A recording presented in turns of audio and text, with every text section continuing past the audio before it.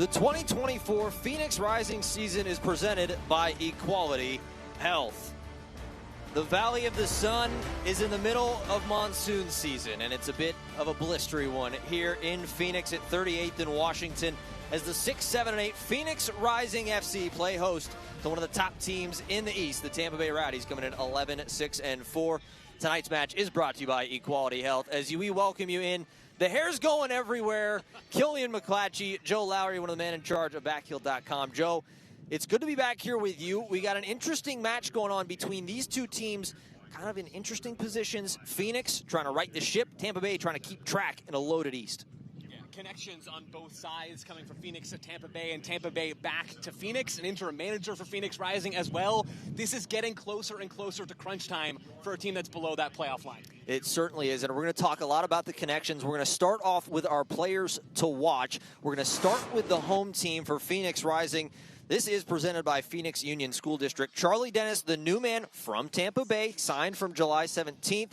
Multi-year contract. He was a big part of their team last year. Yeah, Charlie Dennis is an excellent addition to this Phoenix Rising midfield. Scored a goal for Tampa Bay against Phoenix Rising, a lovely free kick in May of last year. Phoenix will be hoping he returns the favor tonight. 11 goals, 3 assists last year in a all-league season for Tampa Bay. Over on the other side, this is a name that's familiar for Phoenix Rising fans. Manuel Arteaga, he had 15 last year in a career. Here's already to 12 this year. A huge season last year for Manu Arteaga in red and black, 15 goals in the regular season. Now he's suiting up for the Tampa Bay Rowdies as part of that really two-headed dragon next to Cal Jennings. Tampa Bay's attack is no joke.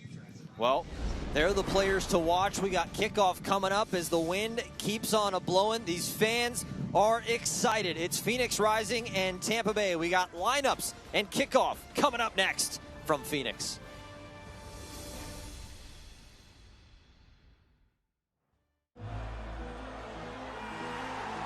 There's satisfaction in sacrifice, in spilling blood, sweat, and tears, in knowing that you left it all on the floor and never threw in the towel. Well, except to clean up the mess. Giving it all for your team is worth every drop. Modelo, brewed for fans with a fighting spirit. Huh. How long have you been tracking our car's value with Carvana? Just like 7 months. Should we sell it? We hold. Hold. Silver vans are going for more right now. Should we? Our low mileage is paying off. You think we should? Hold. Depreciation's really heating up. You think? Hold. We just did 2.5%. Hold. Now. I'm on it. Already sold to Carvana. Go to Carvana and track your car's value today. Your health shouldn't depend on where you live, which language you speak, or the size of your paycheck. Everyone deserves access to high-quality care for a healthy life. At Equality Health, we partner with primary care providers to break down barriers to care and build healthy communities. Better health for all, the real game-winning goal. Equality Health is the season-presenting sponsor of the Phoenix Rising and proud sponsor of the Rising Community Soccer Clinics.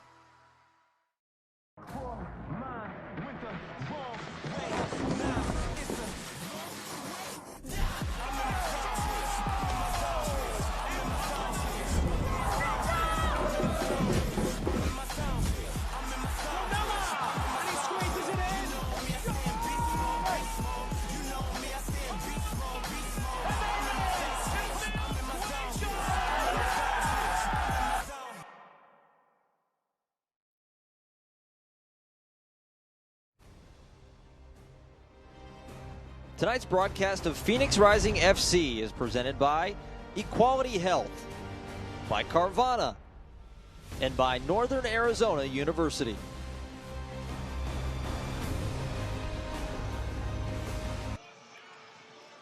Welcome back in to Phoenix, the Valley of the Sun, as it's set. Killian McClatchy, Joe Lowry, we're getting ready. We got lineups for you in just a second as these two teams get ready to go.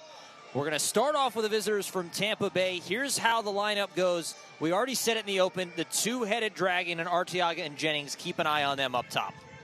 Robbie Nielsen has now used the same 10 outfield players in 4 straight games. They're going to be in a 3-5-2 tonight, Tampa Bay. Watch for Lewis Hilton to be the conductor at the base of midfield behind Josh Perez and Danny Crisostomo. So yeah, that is the formation. Here is what Phoenix Rising has going. A bit of an interesting setup. Not too many changes as they try and get things rolling here under the interim coach, Diego Gomez. Diego Gomez comes in and he wants to shift things. He calls this look a 3-diamond 3, where you have the single pivot in the back and Renzo Zambrano. 2 number 8s, including the new signing Charlie Dennis from Tampa Bay, and Fede Varela up top as the 10 of that diamond. And then watch out for Tommy Angel. So that is how things line up. We got Lowry's Lowdown. It's been a while since I've been able to do this one, as it is presented by Peoria Nissan. As Joe, what have you got for us here tonight? Lowry's Lowdown. Let's do it, Killian. It's been too long for Phoenix Rising. Let the angel fly. This is such a talented player. Made his first start for Phoenix Rising last weekend after being brought in on loan. 3 goals at the U20 World Cup for Colombia in 2023. 5 goals in the top tier for Colombia last year. Signed for LAFC. Then suddenly they bring in this Frenchman called Olivier Giroud. You got to make changes. He ends up down here in the Valley. Thomas Angel. He is the starting 9, an incredibly talented player. Phoenix have to feed him tonight. And for Tampa, they're going to be content to let Phoenix have the ball for stretches of this game. They're going to play more in transition at times. It's all about feeding their strikers, their 2-headed monster up at the top of the shape. 25 goals between Cal Jennings and Manu Arteaga. Jennings 13, Arteaga 12. They're in for a potentially big night tonight against Phoenix. Yeah, the 2 of them, you mentioned the 25 goals between them, both in the top 5 in the league. They're trying to keep pace with Mick Markanich. He scored another one tonight for Charleston. He's up to 21 now on the season, as there's the man in goal, Rocco Rios Novo, as Tampa Bay getting ready to get things rolling. Abdu and Jai, our head referee, as we are officially underway here on another Saturday night in Phoenix.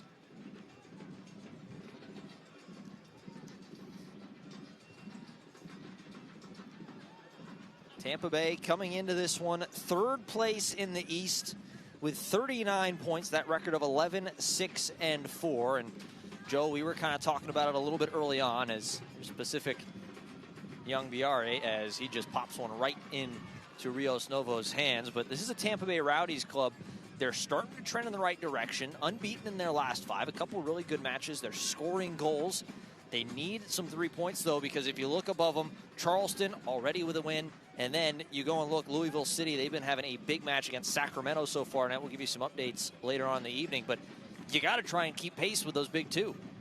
It really is a big 3 at the total top of the East. Tampa Bay, though, are number 3. It's crazy to look at the standings, Killian, with the top 3 teams over in the East all having more points than New Mexico United on top of the Western Conference, at least as we're standing right now. This Tampa Bay team is legit, and they're hungry to continue proving that under new manager Robbie Nielsen. This is a team that's looked to recruit within the USL. You look at someone like Manu Arteaga. You look at Eddie Munjoma, who comes from Phoenix Rising mid-season, back earlier in the year. This Tampa Bay team believes in what they're doing, and they have the talent to cause Phoenix some real problems tonight.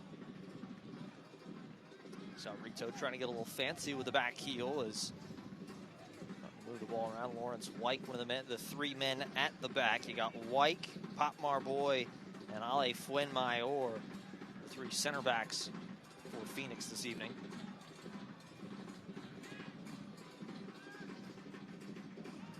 One thing I'm watching for tonight, Killian, you see Tampa Bay pressing high up the field. That's been a real calling card for them this season. They like to step forward. They like to be aggressive. They've been airtight, really, on the year so far this season. They've allowed fewer goals in all but 4 teams in the entire USL Championship. Fewer expected goals, than all but 3 teams. They're always up in and around the final third. How Phoenix build around that pressure is going to be key. There's a takedown in the middle of the field, and getting up a little aggressively there. There is the new man, the former Rowdy, and Charlie Dennis. So no love lost and an early booking. Yeah, you see Josh Perez coming in on his former teammate there in Charlie Dennis. You watch Dennis, the first thing that really catches your eye is how big he is. His frame, 6'2". He's a big guy on the right side of central midfield, but also keep an eye out for that left foot. We saw his set-piece ability last season in the game against Phoenix when he curls one in off of a free kick to score against Rising. We've seen it in bits and spurts in his 2 starts so far for Phoenix. That left foot is truly something to watch.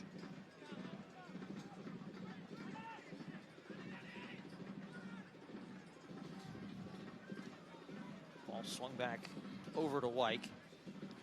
As Wyke looks to get in behind. Here's Rito. Rito centers it for Fede Varela. Right foot nowhere near the mark, but a good early opportunity for Phoenix, as we'll give you, while we have a second, tonight's availability report, which is brought to you by Spooner, as see Varela just off, as here is the availability report. Phoenix out a couple players. It's the usual suspects that it has been: Stenberg, Traore, and Remy Cabral. And you never like to see anybody on the injury report, Killian. It's not good for anybody. I will say, Phoenix have cover in these two positions, John Stenberg and Mo Traore in the back. Three excellent center backs on the field tonight for Rising. And Remy Cabral, he's the leading scorer for this team, but Tommy Angel is here to be the 9. He's wearing the number 9 shirt tonight. He's an incredibly highly rated player by Phoenix. They were looking at him before the season started. He ends up going to LAFC, of course, over in Major League Soccer. Comes in on loan, as I said. He's a really, really dangerous number 9. We didn't quite see it in the last game for Phoenix in that loss, but there is talent here. You saw the only 2 players unavailable for this evening: Forrest Lasso, Moon, 2 out for Tampa Bay this evening. Pretty much full strength for the visitors. As Flynn Maillard gets the ball, going to swing it to Quayshow.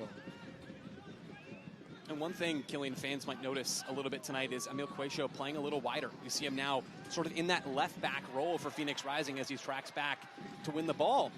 He's somebody that is able to play in a few different positions. He can play in the middle, he can play in the half spaces, or he can drop a little deeper and a little wider. We've seen that in bits and spurts under Diego Gomez. Keep an eye out for Quayshow to be in that spot more often tonight.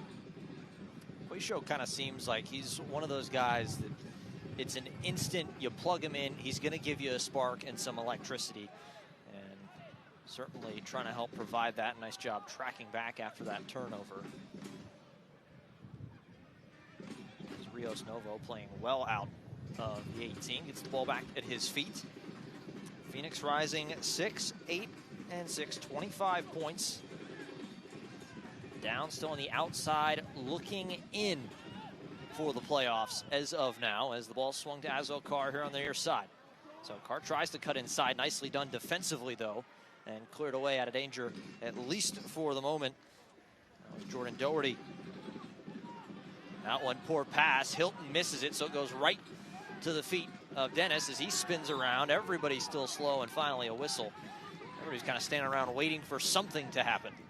And that's a get-out-of-jail-free card for Phoenix Rising on that ball into Renzo Zambrano. The miscontrol there. Lewis Hilton, number 4 for Tampa Bay Rowdies. He's their number 6. He sits at the base of midfield. But to call him just a number 6 is reductive. As we see Diego Gomez, interim manager for Phoenix Rising, just 4 games into his tenure, only 1 win so far. Hilton's ability to cover ground is second to none in this Tampa team. He gets everywhere at the base of that midfield. This one swung down a dangerous location, trying to turn as 3 red tops converge on Arteaga, and that's kind of what you have to do. 12 goals for Arteaga, as there's a look over on the other side. See Robbie Nelson in his first year at the helm of Tampa Bay. But it's got to be so hard to defend when you have Arteaga on one side. You know that he can score. Half of his goals this year from the penalty spot. 2 in the last 3 matches for him alone. But then right next to him, oh, by the way, you got Jennings, who he's just as scary, if not more. Yeah, Jennings got him edged out on the goal tally right now by 1. It's got to be a fun competition in the Tampa locker room to see who can inch ahead of the other.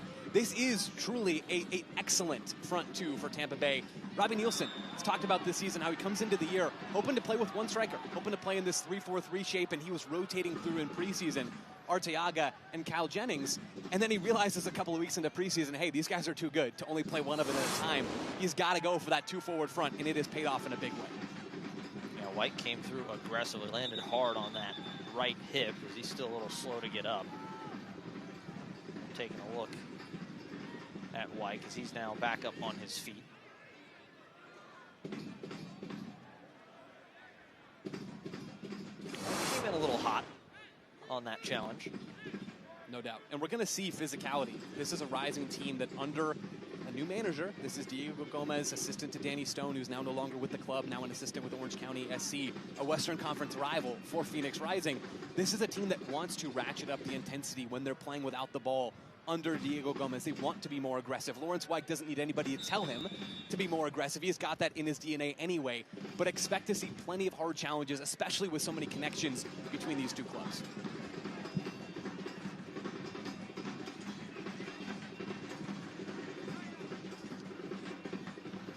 setting up for this free kick, approaching 10 minutes played here in the nightcap for the USL. This one swung in down low. Perez tries to cross it low, doesn't get through as it's knocked down.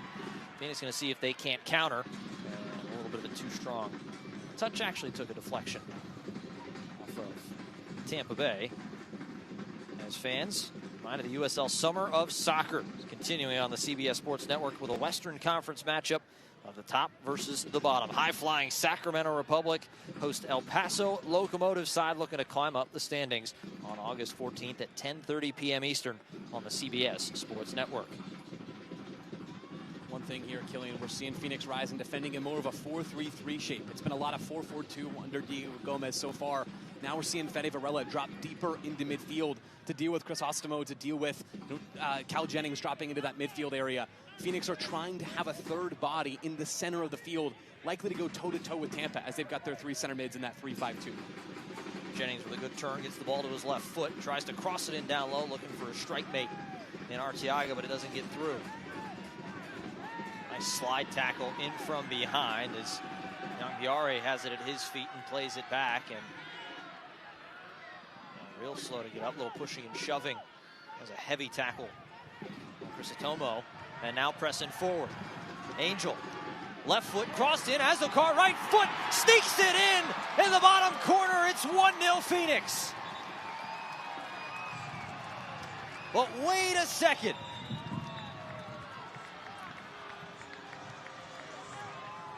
It looks like the flag went up on the far side.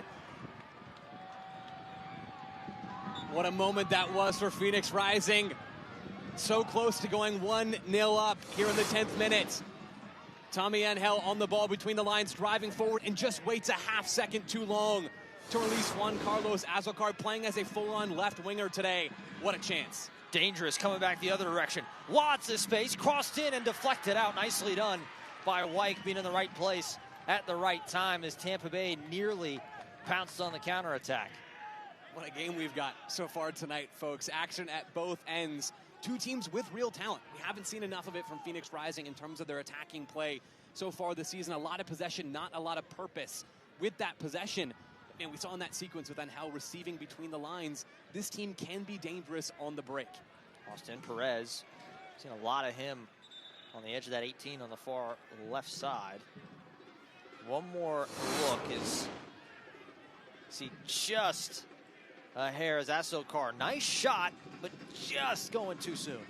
It's a great strike into that bottom corner of the net. Right footer coming in on that right foot off the left wing.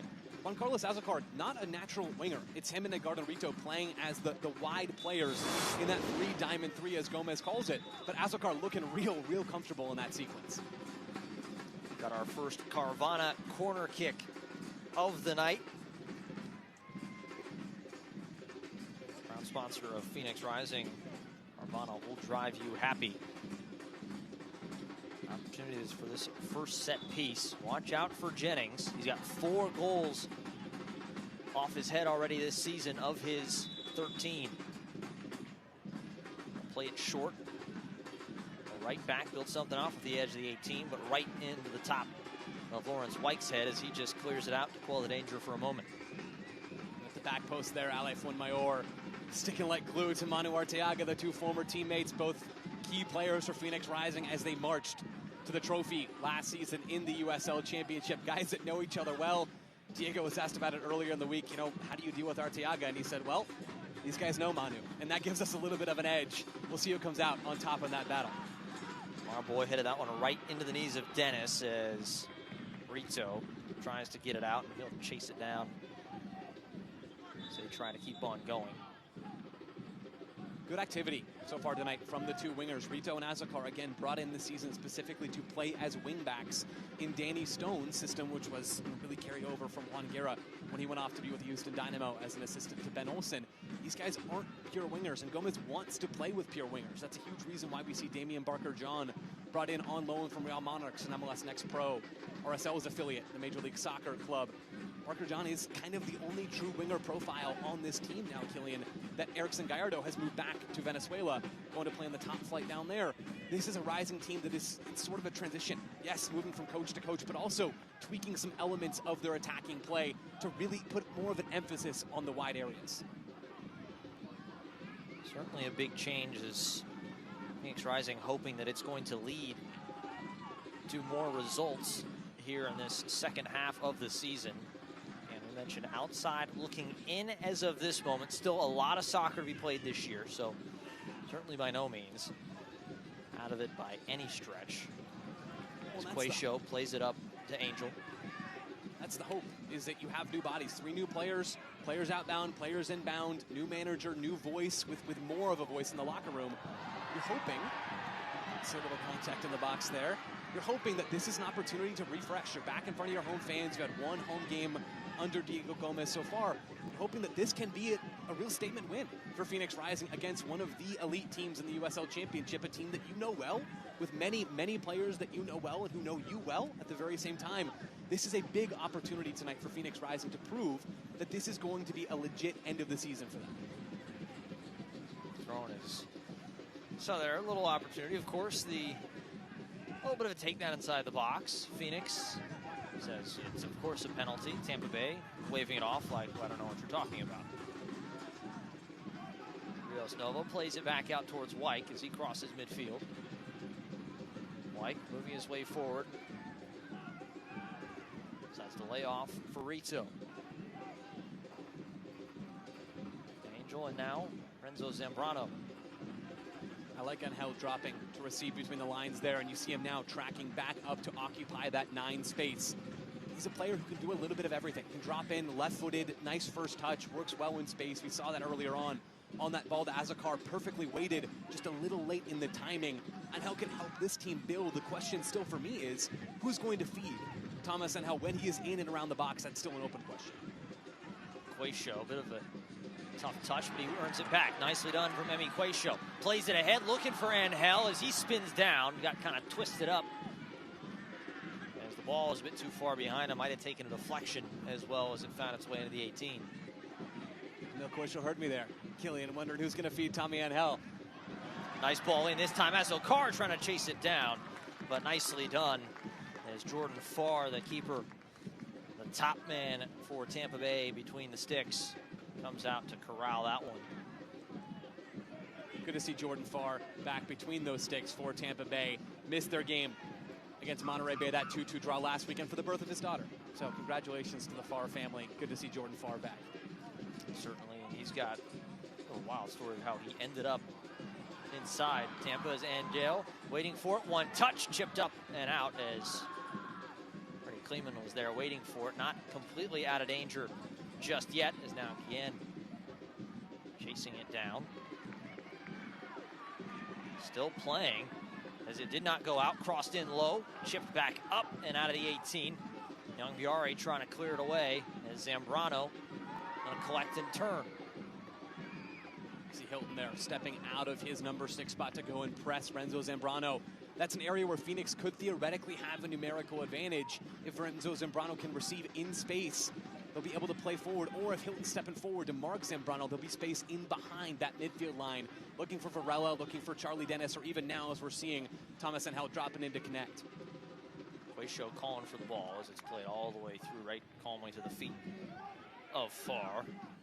Fans now at Metro by T-Mobile. You can get that new customer feeling again and again. Introducing MetroFlex, more than just free phones when you join. Now you can get the same great deals as new customers on 5G phones like Samsung, Motorola, and Revel when you stay 12 months and trade in a phone. It's the first of many initiatives they're making to ensure all their customers, new and existing, feel valued. Now that's nada yada yada.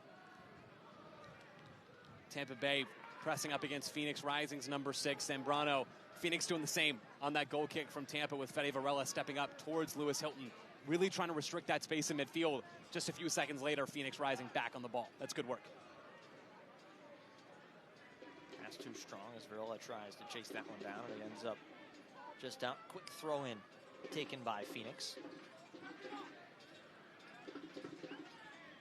Quayshow again in more of that left back position, sort of in the half space in a deeper role trying to get on the ball, receive outside of the midfield structure for Tampa Bay.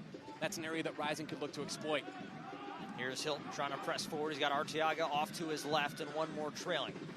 Arteaga's be the one to take it. Perez and overlapping. Arteaga tries to get it in, knocked down, but right to the feet. As Corral now trying to get around Young Viare.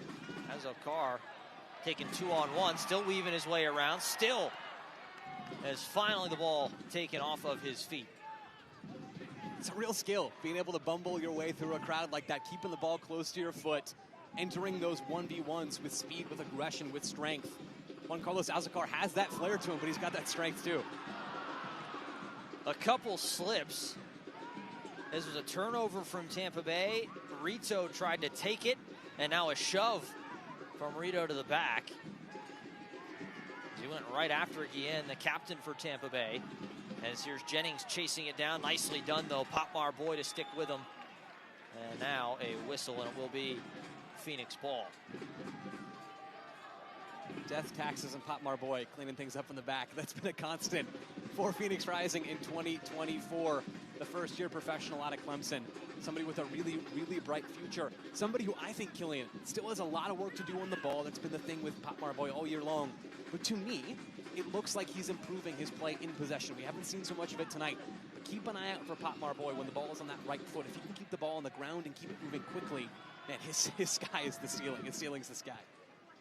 As Okar sends it right into the middle, headed up and out, right around the penalty spot. Quayshow, nice little touch, but can't keep it. As Arteaga going to try and turn and press it forward. Arteaga, ball sent through, but way too far for Jennings. As Arteaga and Jennings talking a little bit. Arteaga goes hand up, that's on me. And that's kind of the relationship, Killian. You talk to Robbie Nielsen, he sort of imagines Manu Arteaga as the big man in this two-striker combo, and Cal Jennings as more the mobile, small runner. He talks about this big man, little man combo that we've seen throughout soccer's history, really for decades and decades. Jennings is the slightly more mobile of the two. Arteaga's the guy they're going to play through when they have to go more direct. I bet we're going to see more of that sequence of Arteaga in possession, trying to find Cal Jennings on the outlet.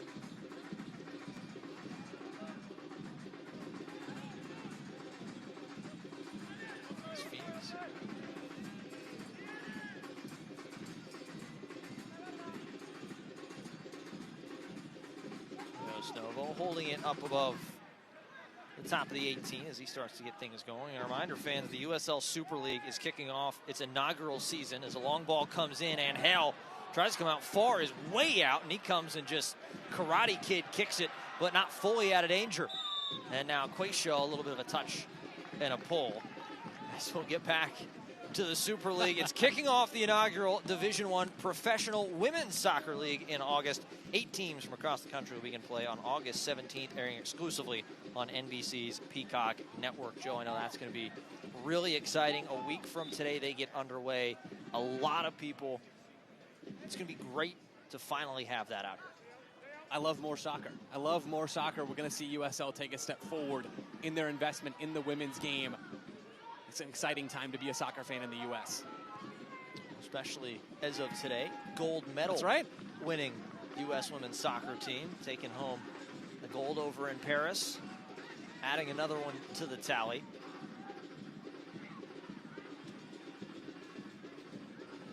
That was a 1-0 match. Brazil, couple opportunities throughout the, I guess technically afternoon for us here, a little bit later in Paris, but it was a great match back and forth, but a big time 1-0 match. Some big saves near the end of that one for U.S. Oh, I could talk about the U.S. women's national team all day. Alyssa Nair standing on her head in goal. Mallory Swanson getting the go-ahead eventual game winner for the United States. Not a pretty game. Brazil tested them in a way that they hadn't been tested so far under new-ish manager Emma Hayes. But good to see the U.S. back on top, back in their throne on top of the women's game.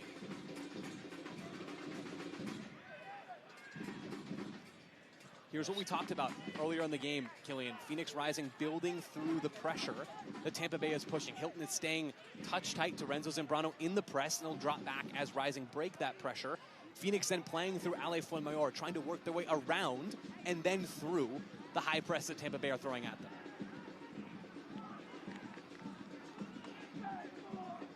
This little poke out as will be Tampa Bay thrown in.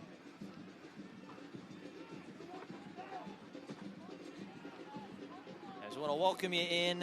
About 23 minutes played here in Phoenix. 0-0 Phoenix Rising and Tampa Bay Rowdies. Killian McClatchy, Joe Lowry. I want to welcome those of you who just finished watching the Week 1 Cardinals preseason opener, falling to the New Orleans Saints over in Glendale this evening, as football is back, is the American variety. But I want to welcome you in here. 0-0, Joe. We'll kind of recap a couple opportunities early on for each of these two teams. Phoenix had a goal called back offside as Juan Carlos Azocar thought he had one. Hey, you ask Robbie Nielsen or Diego Gomez, the two men on the sidelines. We've been watching football here in the Valley of the Sun all season long. Now, good to see Arizona Cardinals back in action. Tommy Angel feeding Juan Carlos Azocar earlier in the match. Tampa Bay with some chances as well. This one has been end-to-end. A lot of high-quality stuff on display.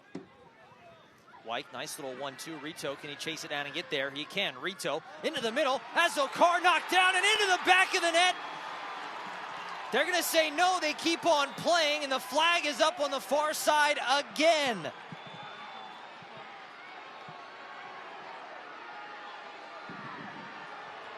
Edgardo Rito is furious on that far side as the Boo Birds come raining down from 38th and Washington. Not just the south end that's displeased with that. It's all across the stadium, north, south, east, and west. Getting a second look at this sequence. The cut back from Edgardo Rito, the strike from Juan Carlos Azocar. Just don't get a real clear look at it there. Expectation is that the AR on that far side sees Fede Varela in an offside position, interfering with the play. You know what's better for Tampa Bay than one offside goal? For Phoenix, two offside goals for Phoenix. Again, let off the hook. So still 0-0. 2 goals now taken off for Phoenix due to offside. As that one, it did look like Varela in a precarious location. It's a great sequence, though. Killian, we've seen this a couple of times where Phoenix progressed the ball down the right side. They work it over to Azocar on the left side. Azocar in that sequence with Rito doing a lot of the heavy lifting. Azocar is hanging out in the box, and he reads that moment so well. Doesn't rush to crash at the near post, doesn't make a hard run to the far post. No, he sees the space. That's what great goal scorers do, is they see the space, and they move into the space. And in that moment, the space was right around the penalty area. The ball comes to Azocar. He gets his foot through it. Phoenix nearly get on the scoreboard. Young Biare now holding on the edge of the 18. Passes back, crossed in over the head of Arteaga, and a bit too far underneath it from Perez, as I think we might have one more look from that. Again, great buildup, as you said. Azocar left wall alone, and yeah, Varela.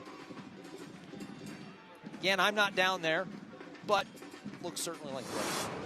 Yeah, you'd have to draw a pretty crooked line to draw a world in which Fede Varela is onside for that sequence. Still a great bit of play for Phoenix. A nice chance just a moment ago for Tampa Bay.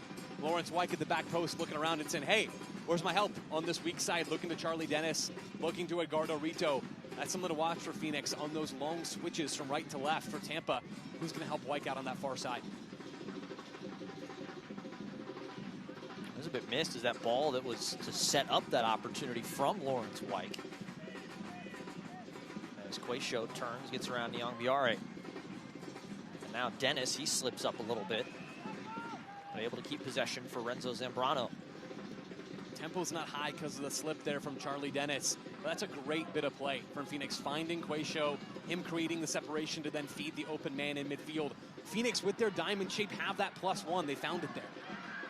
Rito in again, as now he gets tripped up a little bit. I think the turf monster got him on that one, as he's a little slow to get up back behind the play as Tampa starts to make their way back forward. And now a quick throw in taken. Arteaga. Arteaga with the hands up, looking around going, hey, anybody help me out here? Potmore Boy covers a ton of ground there in the back. Not going to be an easy night for either member of Tampa Bay's famed front two. Phoenix, really the strength all season long for them, Killian, has not been the attacking play. It's been their work against the ball. This has been a team that's struggling. They're outside of the playoff field right now in the Western Conference, sitting underneath that line down in 10th at kickoff tonight. This is a team that has been strong defensively. They've only allowed, they're 10th, in the league in goals allowed. They've been sharp against the ball. They have the quality in the back. Now it's about executing. Armboy and Flenmayor. Two men charged with trying to keep the two big goal scorers. Nice ball in, and Angel left foot just a little too wide.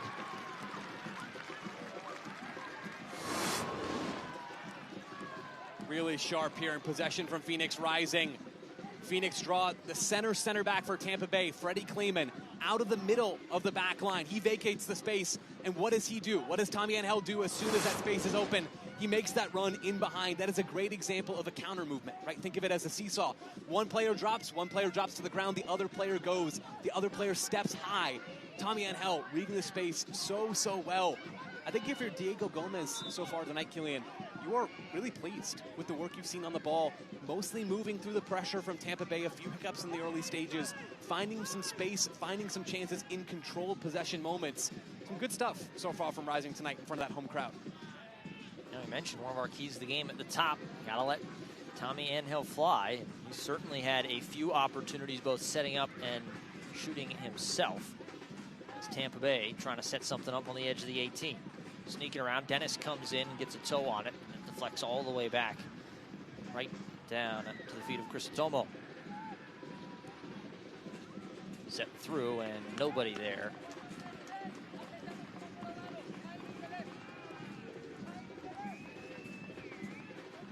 Phoenix Rising and Modelo have teamed up to offer the ultimate game night experience. For just $35, you can get 2 tickets and 2 20-ounce Modelos to elevate your game day experience. Don't miss out on this special offer. Get your tickets today and cheer on Phoenix Rising. Head to phxrisingfc.com to get your tickets today. We are Phoenix Rising and Todos Rojos.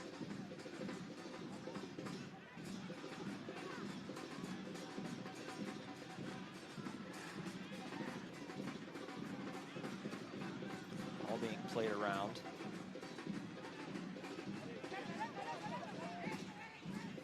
Varela, a little 1-2 with Fuenmayor. Look at the patience there from Ale Fuenmayor. Not in a rush. He's the free man right now in the press. Tampa haven't had an answer when Phoenix have moved the ball into those outside center backs with their 3v2 advantage in the back. You got 3 center backs for Phoenix. You got 2 strikers for Tampa Bay. There is a +1 in that part of the field for Phoenix. Fuenmayor knows it. He's super comfortable on the ball. Not in a rush. And now all of a sudden Phoenix Rising just 10 seconds later. They're in the final third. Asokar 1-2 from Fede Varela as Asokar gets taken towards the center of the pitch. Now Quayshow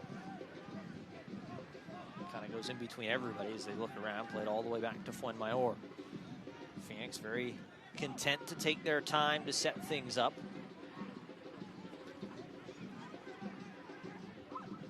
Wyke working his way forward slowly. Laid off for Rizzo.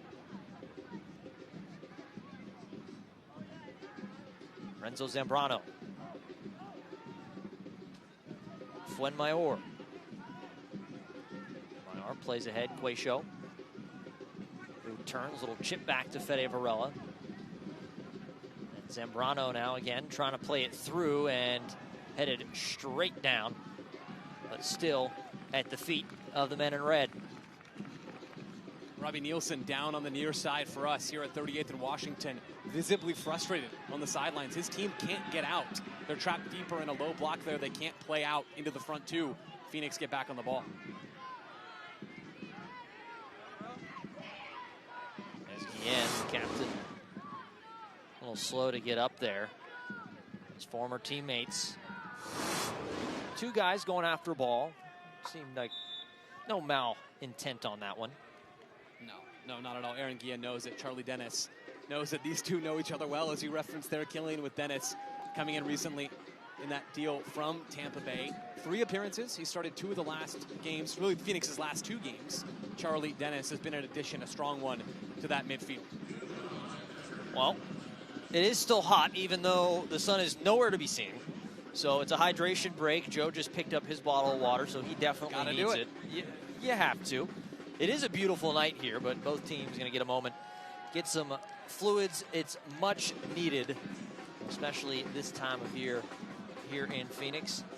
A 0-0, as it might be hot here, but it's not an easy place to play if you're a visitor. This is a Phoenix Rising club, been very good here at home historically since 2014. You see it there, 31-7-17. very, very difficult to come away with 3 points here in the Valley of the Sun. Especially if you're a team on the other side of the country. This road trip for Tampa Bay is not an easy one. Robbie Nielsen's talked about it before. His first year in the USL Championship, someone who's coached over in the UK, he comes in and says, yeah, the travel's hard. Different surfaces, playing on turf some weeks, playing in baseball stadiums other weeks, playing on natural grass out here in the Valley. So much change and so much travel, so many different climates. You don't get that in almost any other league in the world. It's not totally unheard of, sure, but it's really, really hard. It's a legitimate challenge for these teams. Tampa, a little bit off the pace so far through 30, 35 minutes of this match. Yeah, how would you kind of judge both these two sides? We'll start with Tampa, as you said. Seemed just a little bit off. Overall, what do you like and dislike from them? Yeah, if you're Tampa, you're happy that you haven't conceded so far in this game. You haven't allowed a ton of clear-cut chances. As the road team coming in on this difficult stretch, as we're talking about, that is a fine place to set the bar in this league 30 minutes into this game. You're happy with some of the intensity that you showed. Got to sharpen up the press. Phoenix has had too many answers playing through the press that Robbie Nielsen is tossing their way. You can see towards the end of that stretch, just before the water break, Lewis Hilton dropping a little bit deeper in the front two, doing a little more defensively, and Tampa dropping their line. I'm curious to see if we'll see more of that defensive compactness. And for Phoenix, it's do more of the same and try to have a little bit more end product. Legit chances, and some of them won't show up in the stat sheet because of the offside calls, right? But they've outshot Tampa so far. They've had some good looks. Angel's getting on the ball. If I'm Diego Gomez, I'm not trying to change too much in this water break. I was going to say, you could have just said for Phoenix, stay on side. It would have been a very easy way. 2 goals taken off already tonight.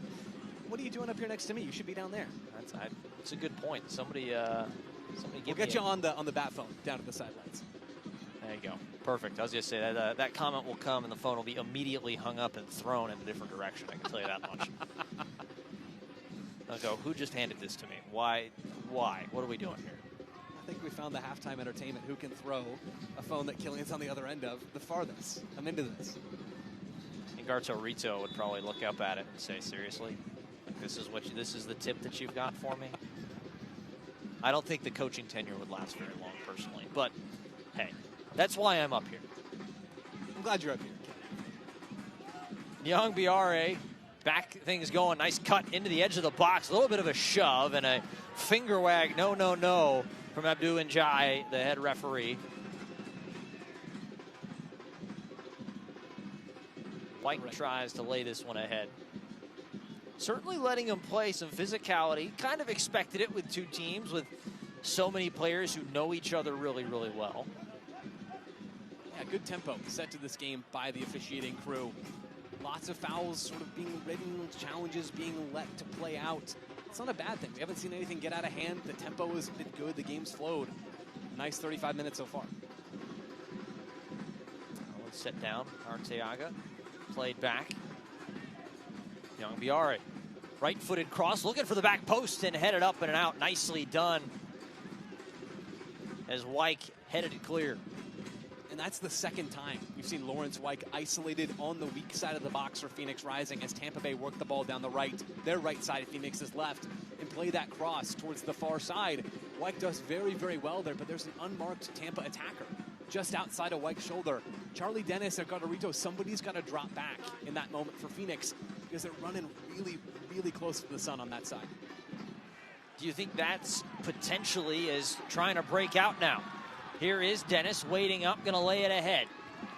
Here's Asokar. He's had 2 goals taken off already tonight. Can he finally put one in the back of the net? Little 1-2, back to Asokar, too strong as Farr comes sliding in to cover it. It's great combination play. The connection already, just 2 games in to Tommy Angel's tenure. Hasn't played much with Juan Carlos Asokar. You can see the connection these two have, though.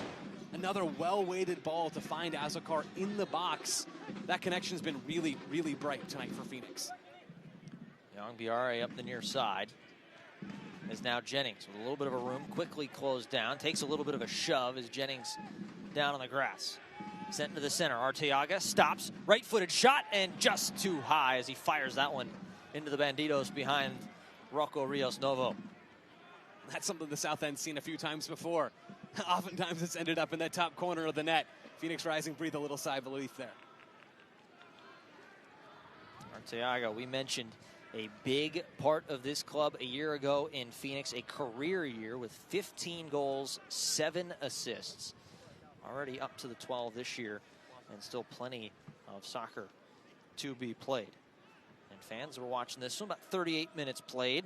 If you're hungry, head on into Raising Cane's Chicken Fingers. Kay's hand-battered chicken finger and delicious secret sauce is the perfect way to feed your post-game appetite. Raising Cane's Chicken Fingers, one love. The best part of what I just read is the little dance that Joe Lowry just did when I said that. You know, and folks will never know if I was doing the dance to Raising Cane's or doing the dance that I called something right out of the water break. Robbie Nielsen, Tampa Bay head coach, has tweaked his pressing shape, and you can see it on that sequence there. It's Danny Crisostomo pressing high now from his right-sided number 8 spot to be the one man marking Renzo Zambrano in the press. Lewis Hilton, the number 6 who was doing that job before the water break, now deeper. He's dealing with Fede Varela. It was on that pressing sequence just a moment ago for Tampa Bay. It's a sharp change from Robbie Nielsen to allow Hilton to stay a little closer, more connected to his back line to add an extra number in the back.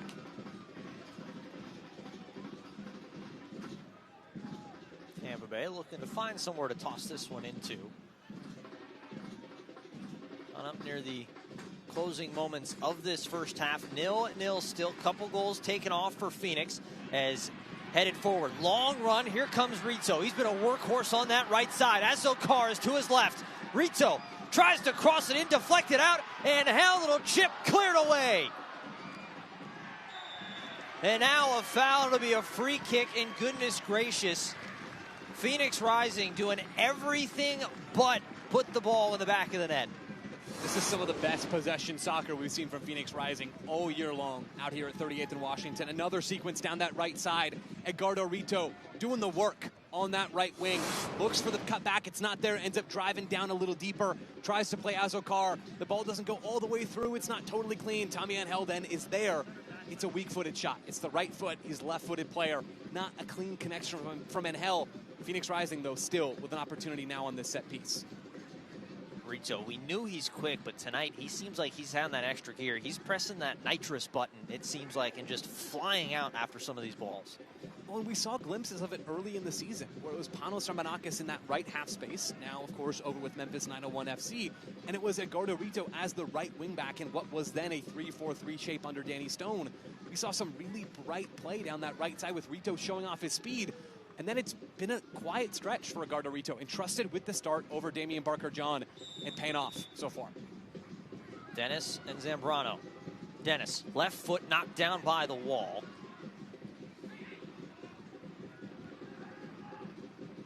Imagine the story that could be tonight if Charlie Dennis ends up finding the back of the net.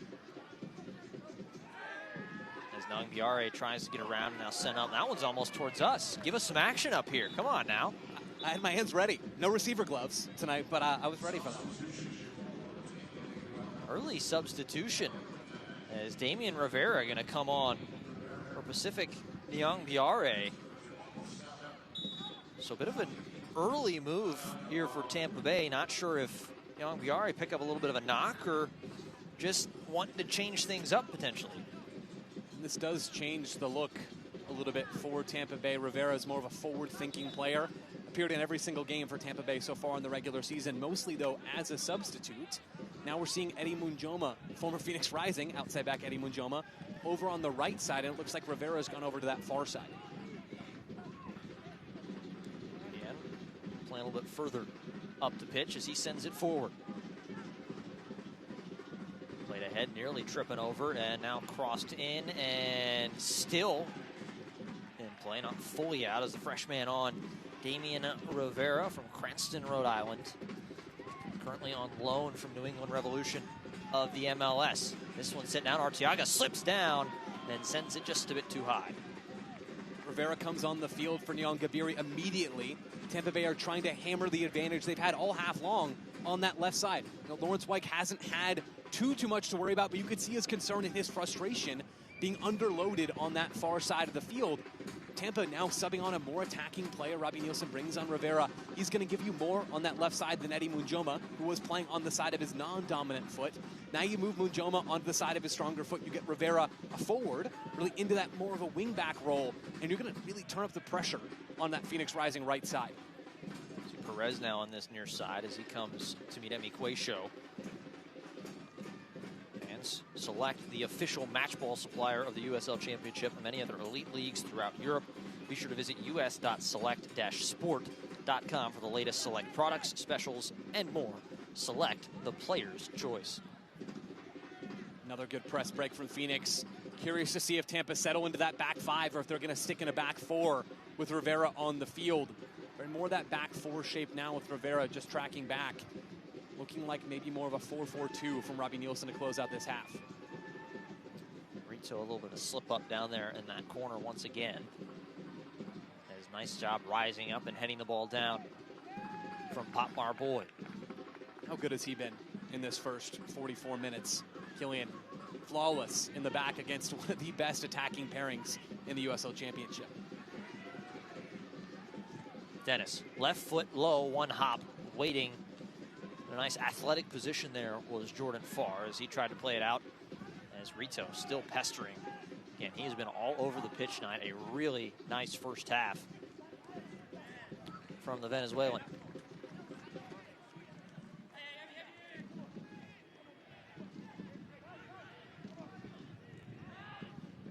And Hell trying to put a little bit of a press on. Make Tampa Bay a little uncomfortable here in the closing stages of this first half. Here's Manjoma pressing it ahead. Sends it into the center.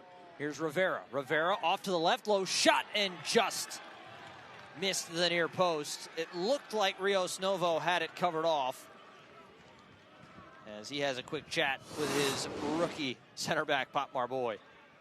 Tampa trying to punish the right side of the Phoenix back line. We've seen it again and again and again in this first half. Lawrence White has about 3 players to deal with on his side of the field. Tampa Bay get a shot off. Phoenix do well to limit the quality of that shot, and Rocco Rios Novo did have it cover in goal.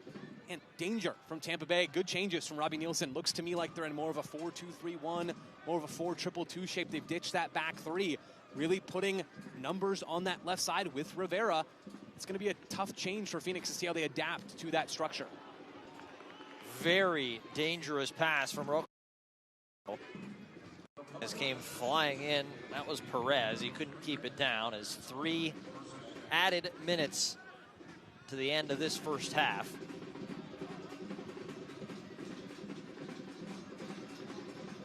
So some early chances, a couple of goals taken off the board due to the offside. Dangerous moments than thing. Feel good scoring chance.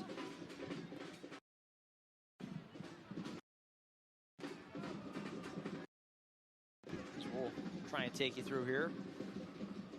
Back heel from Rito, tried to sneak it around, but doesn't get through, but it'll be a quick throw in.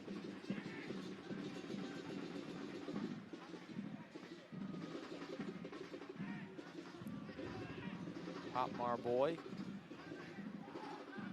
kind of waiting. You kind of get the sense that this Phoenix backline trying to lure in this press from Tampa Bay. And now that the shape has changed, they're not just trying to lure them in, they're also trying to get their bearings. Tampa Bay shifting their structure now in that back four look. How does that change things for Phoenix? Where do they find this space? It had been a largely excellent first 40 minutes or so for Phoenix in terms of progressing into the final third. Now things just look different. It is a different puzzle to solve. That one sent out. It'll be a throw in the attacking third for Phoenix. Nassokar gets it back. Wants to go with a quick one to Zenix to throw it all the way back to Ale Fuenmayor.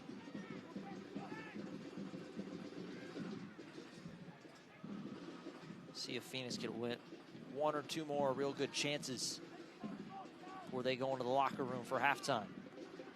Zambrano pestered, now taken down from behind, and it will be a foul as Hilton helps Zambrano up off the ground. Yeah, Lewis Hilton first to every ball. If you've already got the ball, he's going to be on you like glue. This is a guy who leads the Rowdies in key passes this season with 32 as a defensive midfielder, and that's an attacking metric. Key pass is a pass that leads to a shot.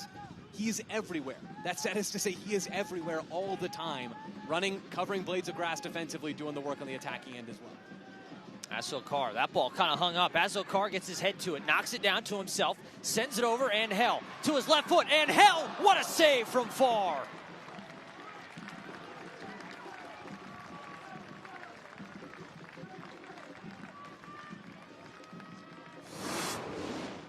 We've seen looks from Angel to Juan Carlos Asokar. Now it's flipped, with Juan Carlos Asokar doing his best to find his new number 9. That's a great strike from Tommy Angel. Jordan Farr extending down to his right side to push it wide for a corner. Farr, the Salem, Oregon native. He's got 8 clean sheets this year, was his second in the USL. This is the first Carvana corner kick for the hosts. This one's swinging in, headed up, and just too far. And that is going to be the whistle as the first 45 comes to an end. A big sigh of relief, you have to imagine, for Tampa Bay, and a bit frustration for the hosts in Phoenix Rising.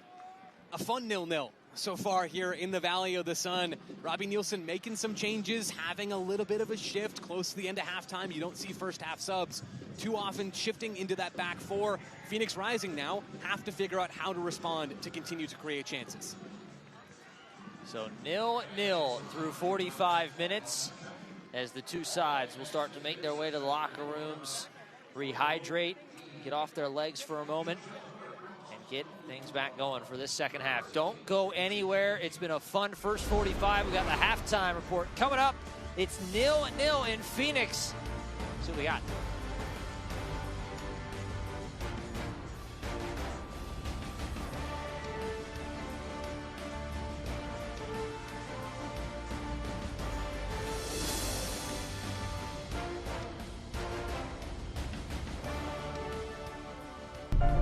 Who do you want to be? Where do you want to go? How fast do you want to get there? At Gateway Community College, you can achieve a career that takes you places in less time and for less money. Opportunity is not just for the select few. Living better is for everyone. Let us help you discover your future. Quench your thirst and save big at Circle K, America's Thirst Stop. Soda 12-packs are 2 for $12 or 3 for $15. Select 24-pack bottled water cases are 2 for $7 or 3 for $9. And don't forget to grab one of our famous Polar Pop cups that stays cold longer, starting at just 99 cents. Only at Circle K, your one-stop shop for all your thirst needs. See store for details.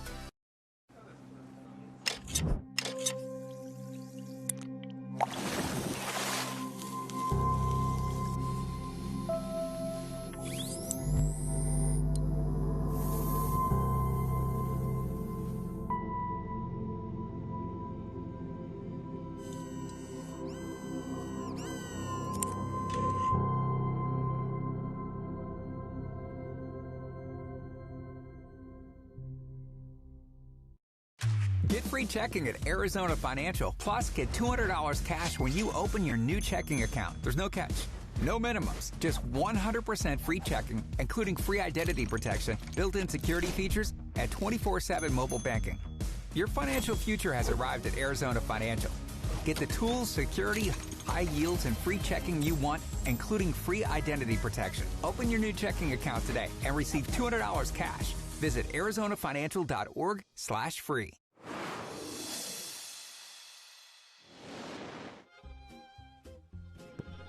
This is it. I'm feeling it. For the win! Welcome back to Call Your Shot. Today's contestants, we have Edgardo Rito and Juan Asokar. Today's challenge is a passing challenge. Each level gets harder and harder as you go along. Let's go. Rock, paper, scissors, shoot to see who goes first. Rock, paper, shoot. I win? No, I gain, right? Go ahead, say that. Go again. Rock, paper, scissors, or can I say in Spanish? Piedra, papel, tijera. 1, 2, 3. That's a win. Round 1, we have Asokar up. 1-0, 1-0, 1-0. Lovely. Switch. Simple. As you can see, it's getting a little harder. Tight lines, easy money. 2-2, 2-2. He's bringing out the putter.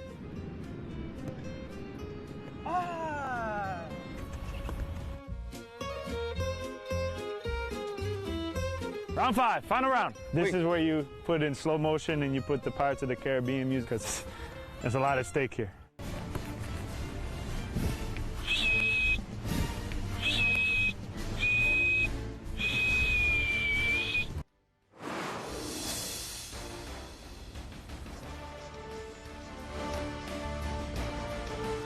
Welcome back in. 0-0 at the end of the first half. Fun little feature there between the two Venezuelans, Edgardo Rito and Juan Carlos Escobar.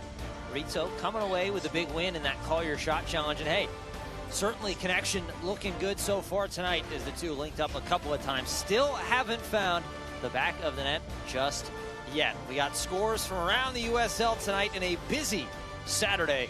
We'll be right back. Don't go anywhere.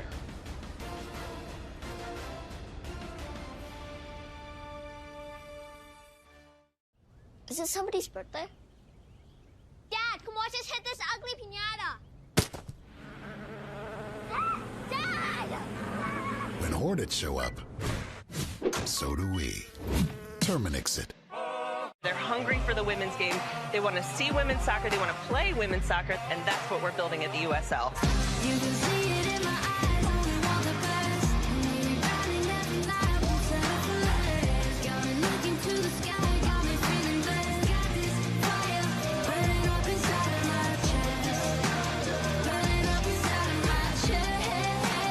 Got this fire burning up inside of my chest.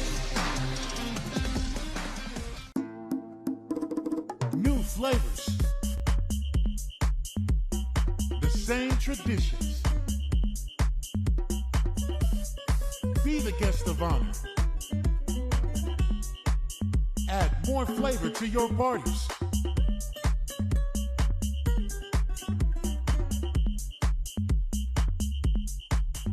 El Jimador. Spiked Bebidas.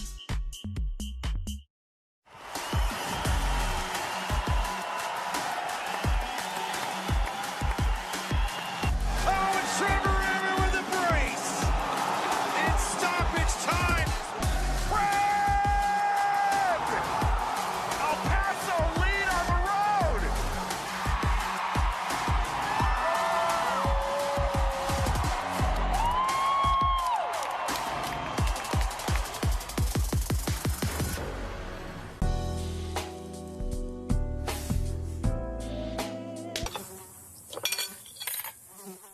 When mosquitoes show up, so do we. Terminix it.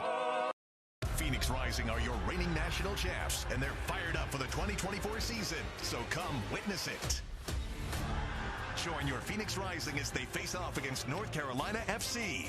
Saturday, August 24th at 8. Right here in Central Phoenix off 38th Street in Washington. And only 5 light rail stops from downtown Phoenix and Tempe. Tickets start at just $15. Go to phxrisingfc.com to buy your tickets now. Be there for kickoff at 8.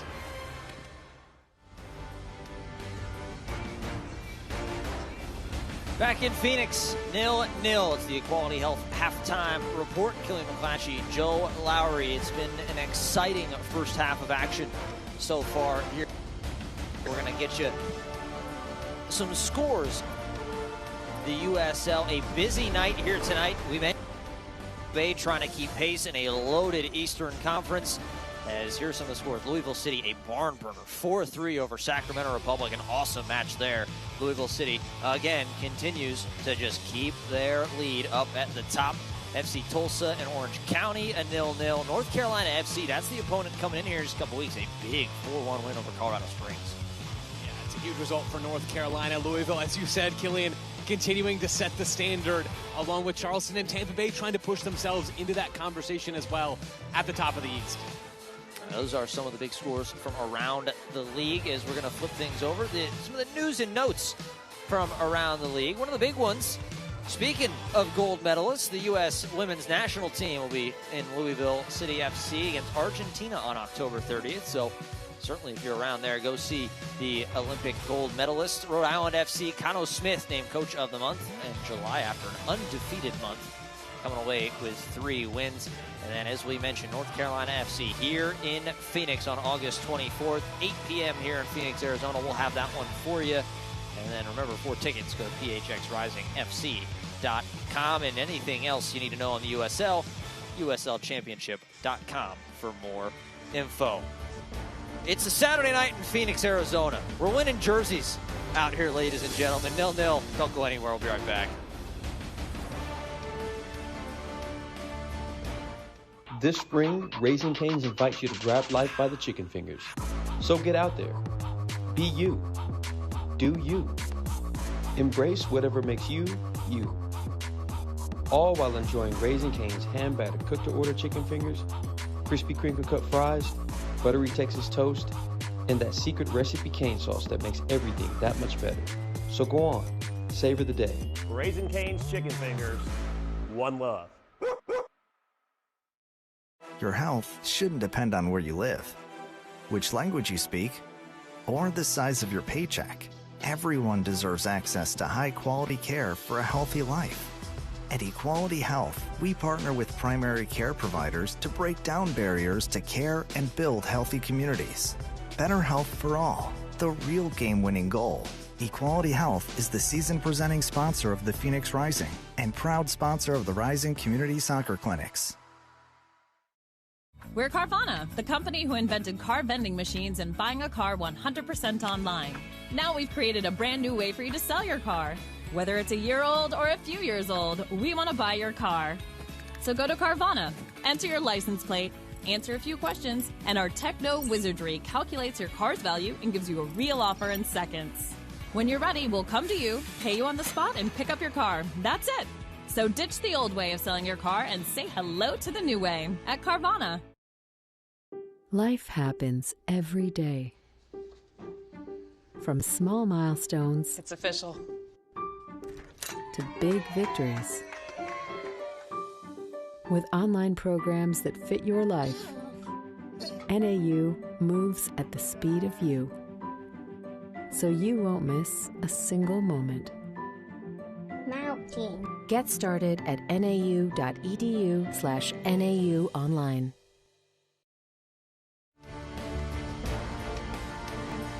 Tonight's broadcast of Phoenix Rising FC is presented by Equality Health, by Carvana, and by Northern Arizona University.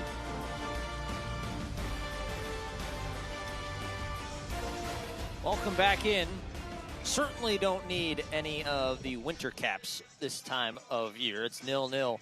Phoenix Rising Tampa Bay after 45. And watching the Equality Health halftime report. Getting ready to get back underway here in this second half. Killian McClatchy, Joe Lowry. We got some highlights and stats for you here coming up in just a second, as we're going to start off getting to those first half highlights presented by Desert Ford Dealers. Early opportunities. The offside flag was not the friend of Phoenix.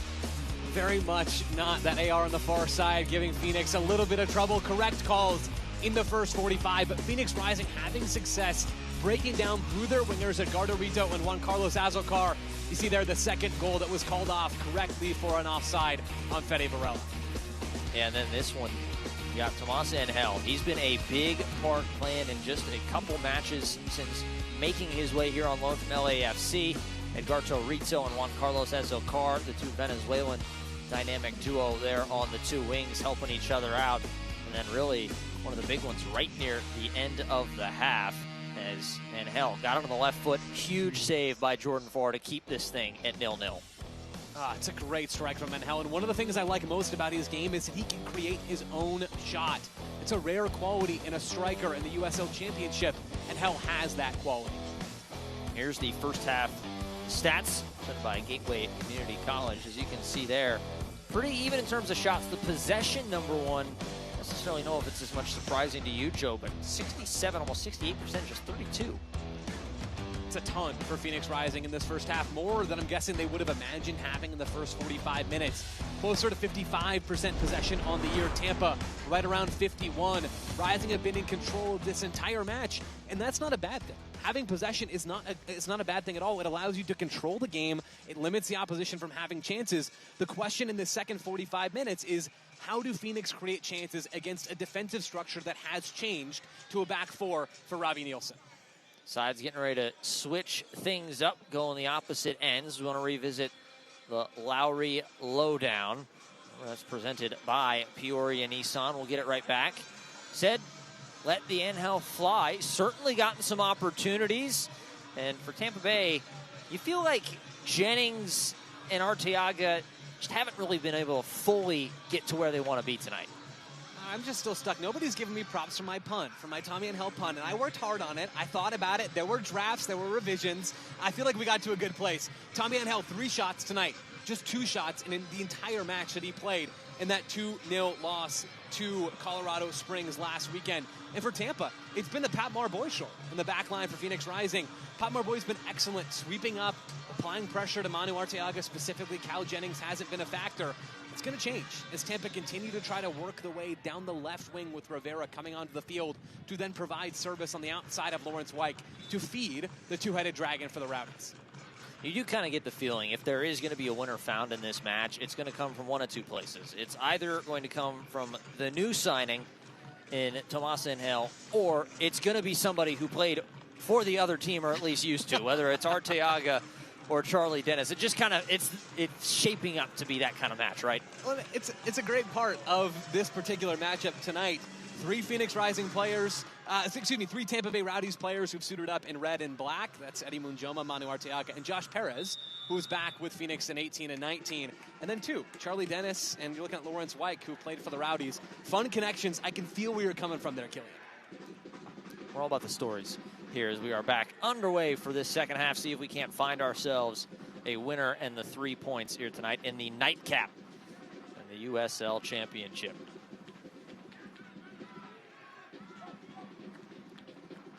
There's Wyke, the one change in that first half. Damian Rivera mentioned he came on for Nyang Diarra. Is trying to press ahead a little bit. See Aaron Guillen now stepping out towards Edgardo Rito. Guillen shifting into this left back role. Was initially playing as that left-sided center back with Munjoma. Former Phoenix Rising outside back Eddie Munjoma as that left wing back. Munjoma moves over to the right to play a traditional right back in a back four. And Rivera, right after kickoff, is already streaking high on that left side. He was playing more as a traditional winger on that left side, trying to cause problems for Lawrence Wyke.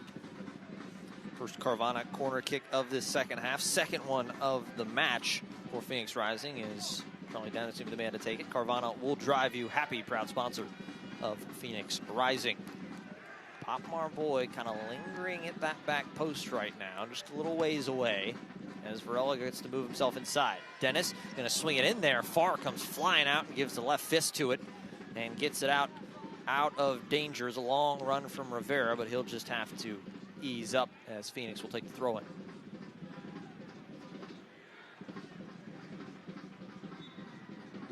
Bit of confusion on that far side. The AR initially pointing Tampa ball. Killian, of course, the eagle eye.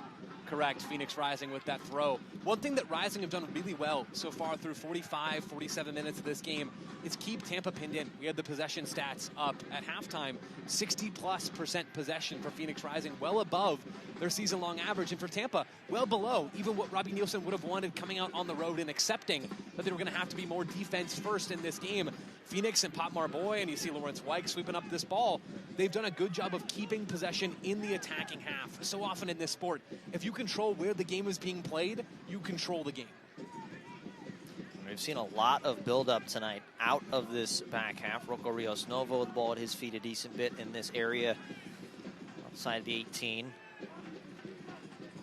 Trying to get a couple more of those green tops in on top of him as chested down Emi Quayshow.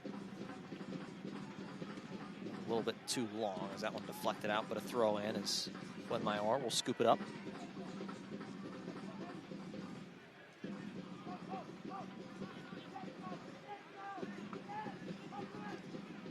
Rios Novo had to get away quickly off the feet of Zambrano, who wants it right back. Doesn't get to it, but finally finds it at his feet, and he's going to work it forward. Trying to press a little bit now. And ahead, nice little move. Shouldering off a couple. That one's sent into the center. Now Fede Varela tries to slide in, but Hilton is right there to take it away. Crisostomo will chase it down. Nicely done defending and shouldering off, as the ball will stay with Phoenix. How good have these Phoenix Rising wingers been tonight, killing it? Gardarito on the right, Juan Carlos Azacar on the left, as you see Renzo Zambrano drawing that foul on the far side. Phoenix Rising have had their wide players involved. That's an area of emphasis for interim manager Diego Gomez. He wants to play with wingers in a way that former head coach Danny Stone simply didn't. And we've seen two wingbacks being tasked with playing higher up the field, and they've been productive so far through 50. Zambrano chatting things over with Dennis.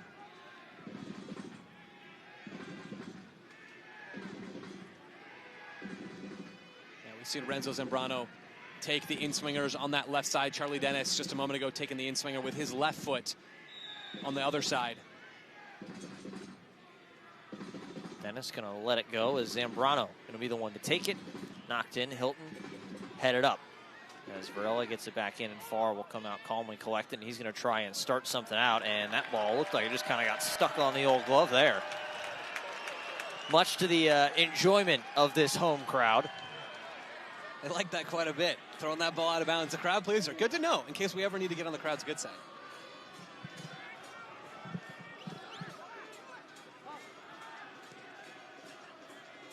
Denhel going to turn. It's Varela again. Another touch out. Another throw in.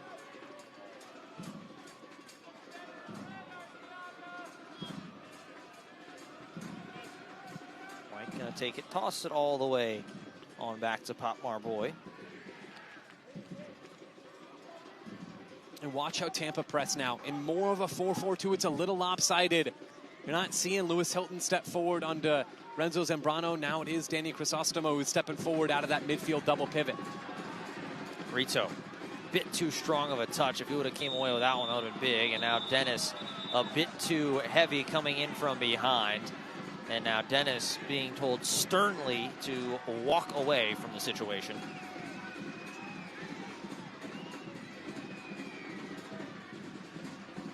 As Guillen, the captain, trying to have a conversation, I'm sure, saying, hey, you got to keep your eye on him. He's done it a couple times. Well, a little bit of a shove from Dennis in the back to his former teammate. No doubt, no doubt. And we have seen a couple of those moments from Charlie Dennis tonight. You can imagine, having just been with these guys a couple of weeks ago, the chance to face them, a team that didn't value you quite enough to keep you at any cost. Right? There's going to be some real motivation. There's going to be some real energy there, and we've seen that tonight from Charlie Dennis. He made 13 appearances this season. Didn't really get above 500 minutes for Tampa Bay this year. Just kind of got rotated out in the shuffle.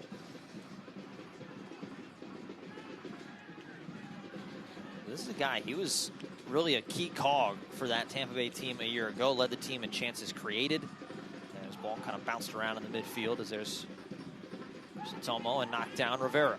Rivera has Guillen over to his left if he can see him, and he does. Guillen, this near side, tries to cut to get to his right foot, but Rito is right there to take it away. As Rito trying to sneak it up, it's a foot race, and Guillen is going to be the one to win it. And he's going to lay it back into the center of the pitch. That's well done from Aaron Guillen. A center back at heart, at his best in a center back role in the back three, now playing on that left side, getting forward. That 1v1, center back against center back, Lawrence White against Aaron Guillen. White getting the better of that battle. You would expect the defender doing the defending things to be the one coming out on top there. Hilton, little 1-2 with Perez. Perez, we mentioned, one of those guys used to play for Phoenix Rising. Didn't see much time here in the Valley. Remember, you can score your new career at Gateway Community College. With Gateway, you can achieve your dream career in less time and for less money. Get started at gatewaycc.edu.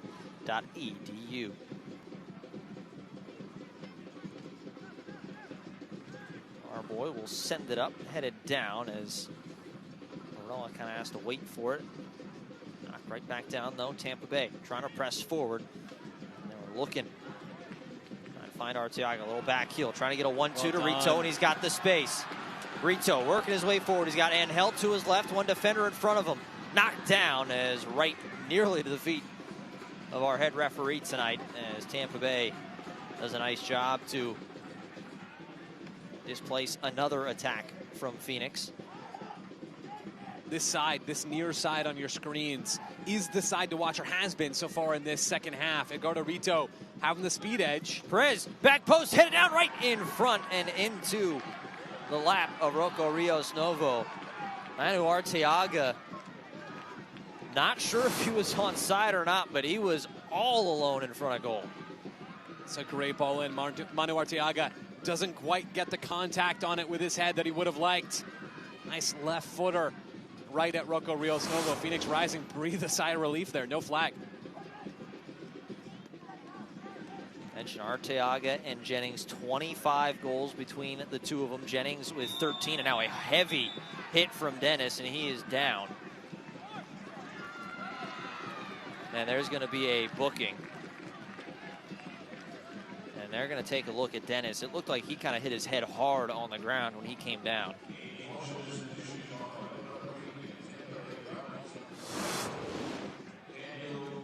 Charlie Dennis on the ball here deep in midfield. A couple of Tampa players coming in from behind. Danny Crisostomo, Cal Jennings. Dennis crumples. He's back on his feet. Yeah, it's good to see him get up and kind of walking around. He's kind of saw him in that leg, but yeah, it looked like he kind of hit that head down on the ground, and that's always something you're concerned about. Looks like, I'm going to say he is good to go as he's up and walking around.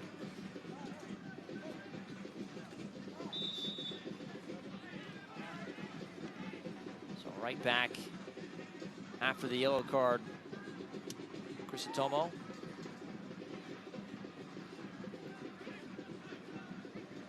Man for man. Tampa pressing up on Dennis, pressing up on Zambrano. Fede Varela trying to drop to get involved in the play. Phoenix looking for that opportunity to play forward. How they find space against that man-to-man pressure is going to be crucial. 1-2, and hell, it's a foot race. Farr comes all the way out, and he'll clear it. He'll send it all the way to the other side. That's not one you see very often, from one goalie to the other. It's not. They got to get involved, Killian. You know, Rocco Rios Novo just gets a taste of the action off of that Arteaga header. He wants more. Varela a bit too strong for him to corral, but just knocked up and away by Guillen.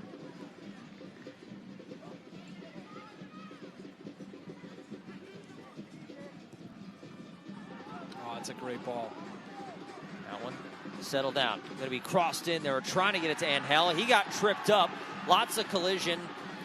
Much to the chagrin of that Phoenix dugout, but just incidental contact. Really nothing to go that way, as here's Arteaga trying to bring it back the other direction. Lays it ahead, Jennings.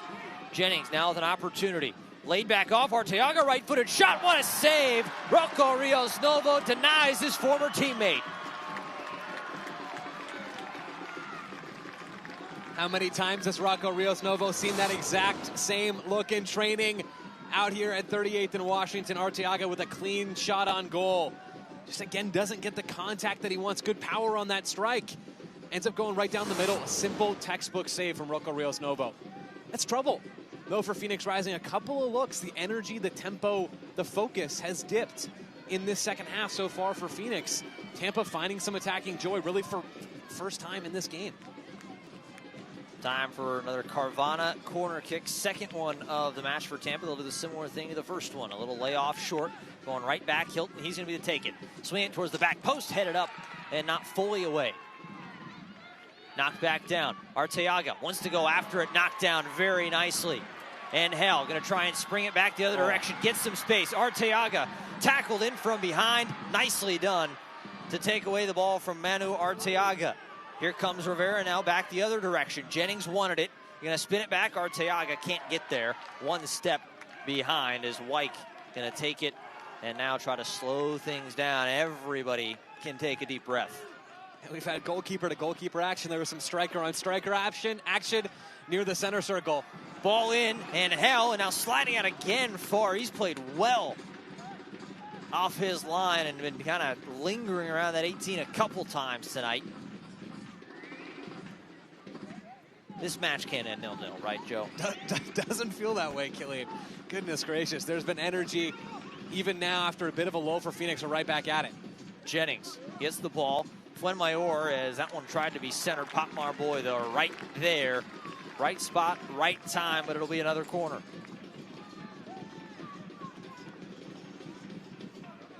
It's like a chess match, going back and forth, trying to move the pieces, whether or not you want to believe in momentum. But right now, it feels like it's all with the visitors. Yeah, no doubt. I'll believe in momentum as a byproduct of who's winning some of those tactical battles, right? Who's finding the space, players receiving between the lines with room to go forward, earning set pieces that give you chances to draw up on dead balls. You see Hilton coming around for the in-swinger. Again, Pop Marboy, though, right there. Cristotomo knocked down, trying a little back heel as Pop Marboy again goes flying in to get rid of that one. Rito gonna put it into sixth gear and chase this one down once again. He's been doing that a lot tonight, but taken away. Tampa Bay trying to swing back the other direction. Laid off right into the middle. Touchdown, Rivera. Rivera to his left foot, left-footed shot, and that one sails into the parking lot. Take a little bit of a breath, and remember, you can't watch the match. Be sure you turn on Sirius XM FC 157. North America's only 24/7 source for engaging soccer talk, including USL All Access Tuesdays at 8 p.m. Eastern. Plus your live matches from the USL, MLS, Premier League, and more, all on Sirius XM FC 157 and the new Sirius XM app.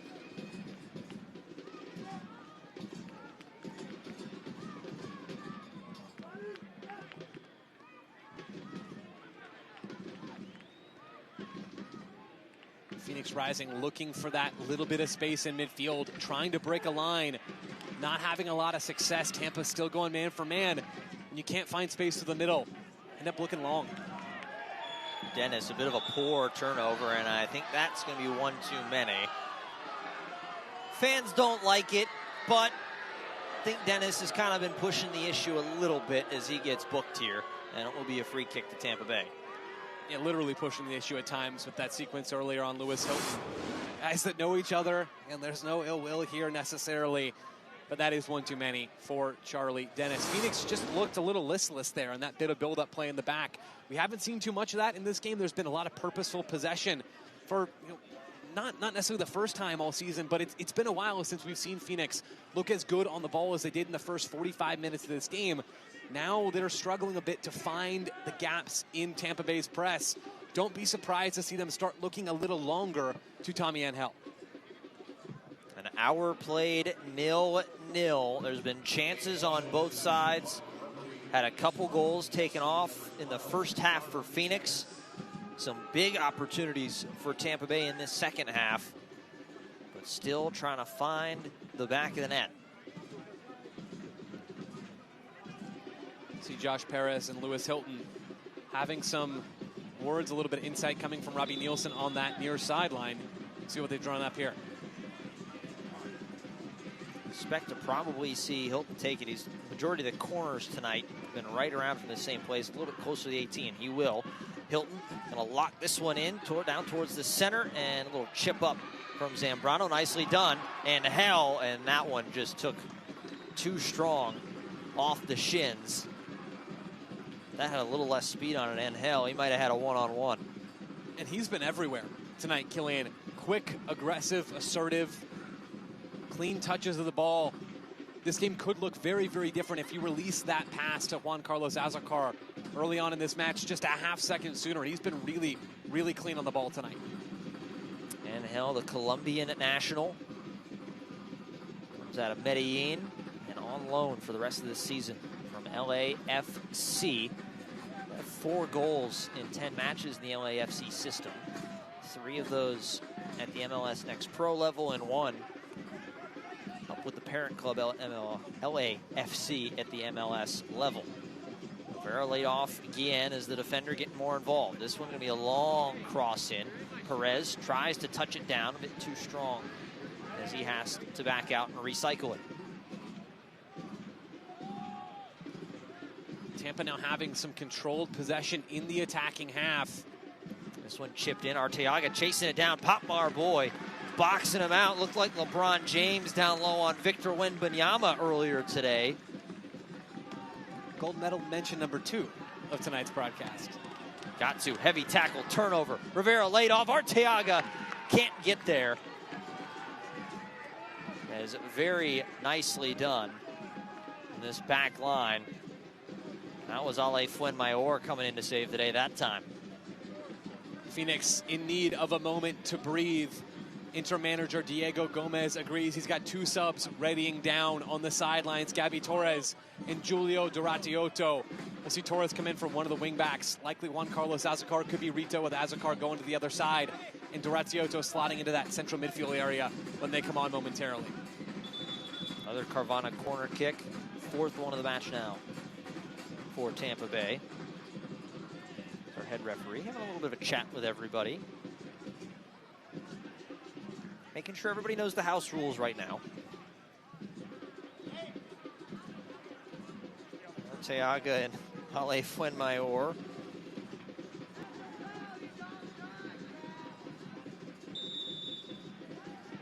Similar once again. Perez again over to Hilton. Hilton, one touch, crossed in, takes a deflection up high off of Emiquacio. Manjoma as he's going to lay it back, and Tampa Bay poking and prodding, trying to find the back of the net here on the road. 3 points that could be well used to try and keep pace, as that one deflected away, and a round of applause, and it'll be another corner.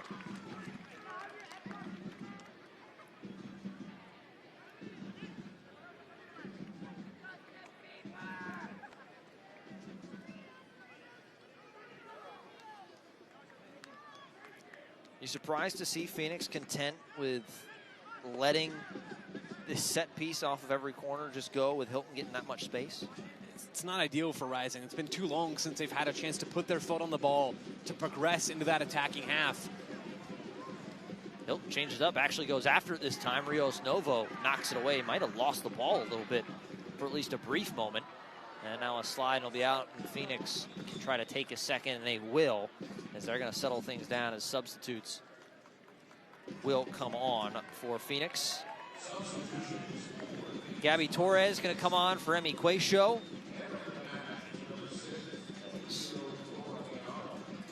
Julio Duratiotto going to come on for Fede Varela. So 2 moves. What are you thinking? How's this going to change things up for Phoenix, as we do have one more move coming for Tampa Bay as well, as Nathan Worth going to come on? It's not a natural like-for-like swap with either of these players. Fede Varela walking off the field now on your screen. Julio Duratiotto stepping in for him. Duratiotto, you see him wearing the number 6. It's a little bit more of who he is. He's a slightly deeper lying player who Diego Gomez has asked to play a little bit higher over the last 4 games. We'll see how he fits underneath Tommy and Hell. And Gabby Torres coming in for Emil Quacio. I said just a moment ago that it would be Azucar or Rito. That's because Gabby Torres is a wingback, just like those 2 guys. Quacio is more of a central midfielder.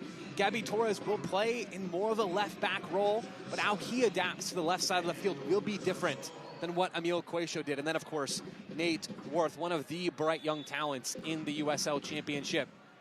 Traded to Tampa Bay earlier on this year. Someone who I rate extremely highly, a good tempo setter. Someone who's been involved at the U.S. Youth national team level. He's got a bright future, either here at the highest levels of the game or across the Atlantic. Yeah, Worth came over from FC Tulsa, Chester, New Jersey native. So those are the changes. Worth for Crisostomo, and then Torres on for Quacio, and Julio Duratiotto for Fede Varela, as approaching 70 minutes played tonight in Phoenix. As there's a turn, Zambrano, I think he's a little surprised by how much room he had as it's set down. Here's the new man, Gabby Torres. Gonna lay things off. Finds Azucar. Back to Torres. Brazilian making his 22nd appearance on the season. Dennis taking his time, going to lay off to Fuenmayor.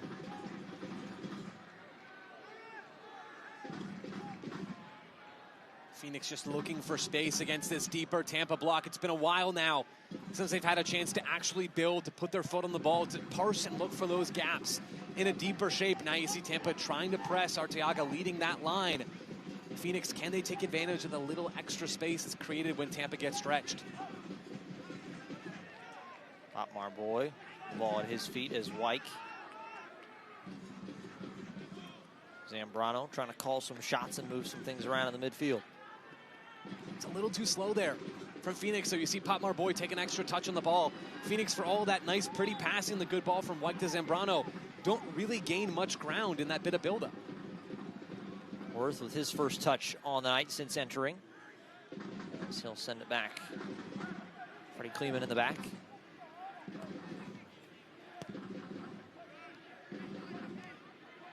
Hilton turns and knocks it back to Doherty. You see Worth there, tries to stay connected to his center backs, likes to drop to get on the ball, likes to set the tempo in possession.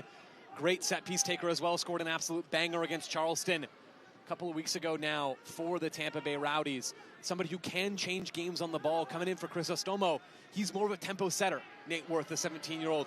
Crisostomo is a little bit more of a disruptor. We'll see how that changes the balance of this match. Yeah, a big part of that was a big 3 points over Charleston as Rivera working his way forward onto his left foot. Low cross, tipped up and out of the 18. Not fully away just yet as Phoenix finally gets it out. Now heavy challenge from the back. Kleeman goes right through Angel. He pops right back up though. Everybody all good with that.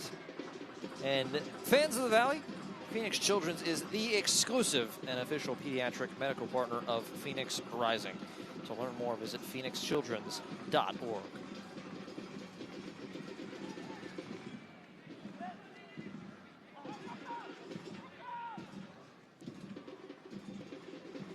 Rios Novo kind of inviting Manu Arteaga. I get the feeling that's one of those ones where he kind of looks at him and says, come on, come here, just a little bit closer. Rocco Rios Nova always has that bullfighter-esque to him, right? He put waving the flag just to the side, wanting to draw pressure because that creates space. And Phoenix Rising in the second half have not done a great job of finding real openings. Still looking for a dangerous opportunity. They haven't had a clear-cut chance in this second 45 minutes. Tampa's shift to that 4-4-2 block has caused Phoenix a ton of problems. We're starting to see them skip more lines because they can't find space in the midfield. Dennis needs to be careful. A little bit of a shove with that left arm as he took down Rivera. He's already got the yellow card. And Guillen, I'm sure, pleading his case, saying, come on, we can't keep letting him do that. And if you're Diego Gomez, yeah, you want to keep all 11 players on the field, no doubt about that. At the same time, you are thrilled that you have somebody giving Lawrence Wyke a little defensive cover. Now that Damian Rivera's on that side, Wyke has been at a numerical disadvantage at times throughout this entire game. Rivera is poised to take advantage of the extra space that he's afforded by Wyke being more of a natural center back than an actual right back, which is the role that Lawrence Wyke is playing tonight. You're thrilled to see Charlie Dennis tracking back to help out his defender. Nova does a nice job coming up as Jennings, who's been relatively quiet tonight. We've said a lot of Manu Arteaga, but Cal Jennings, he's the leader of this club in goals with those 13, but really done a nice job containing him, this Phoenix backline. Yeah, Phoenix have been sharp defensively in this game. A couple of lapses in the second half. As you see another foul, Guillen and Dennis at it again on this near side. We've seen lots of different looks from Tampa Bay, but it has been Arteaga doing most of the damage back in a place he knows very, very well. You kind of get the feeling that's one, the captain right there, Guillen, kind of making a point for the rest of his club with a bit of a hard challenge. Phoenix trying to work itself forward now a little bit. Opportunity crossed in, and Hale just passed him, but Rito there to try and corral it, and he does. Gonna lay it back off. Wyke getting involved. Dorotioto wants it. Left-footed shot. Dorotioto curling in, but leaping up is far. A good opportunity. First real chance of this second half. Now a long ball played out. Arteaga in a foot race. He's going to shoulder off Fuenmayor. Now try to turn. Gets around Fuenmayor. Arteaga has his teammate Jennings. Jennings off the crossbar and down. Not in the net. Another great scoring chance for these two clubs, and still it's 0-0. We're talking about how quiet Cal Jennings has been tonight. Well, you're welcome, Cal Jennings. A great chance on that end. Of course, we'll start with the Phoenix Rising look. A cross in from that left side. And this is a little bit of what you get from Giulio Rattiotto. We don't see the shot there, but on the other end, Cal Jennings crashing the box, doing the natural striker things that he is so good at, working off the ball, connecting, getting a shot, everything but the finish there. He's got 13. He just missed, and now an opportunity as Phoenix tries to bring it back the other way. Asokar, he's had a couple chances tonight, one called back, and he's still searching for one.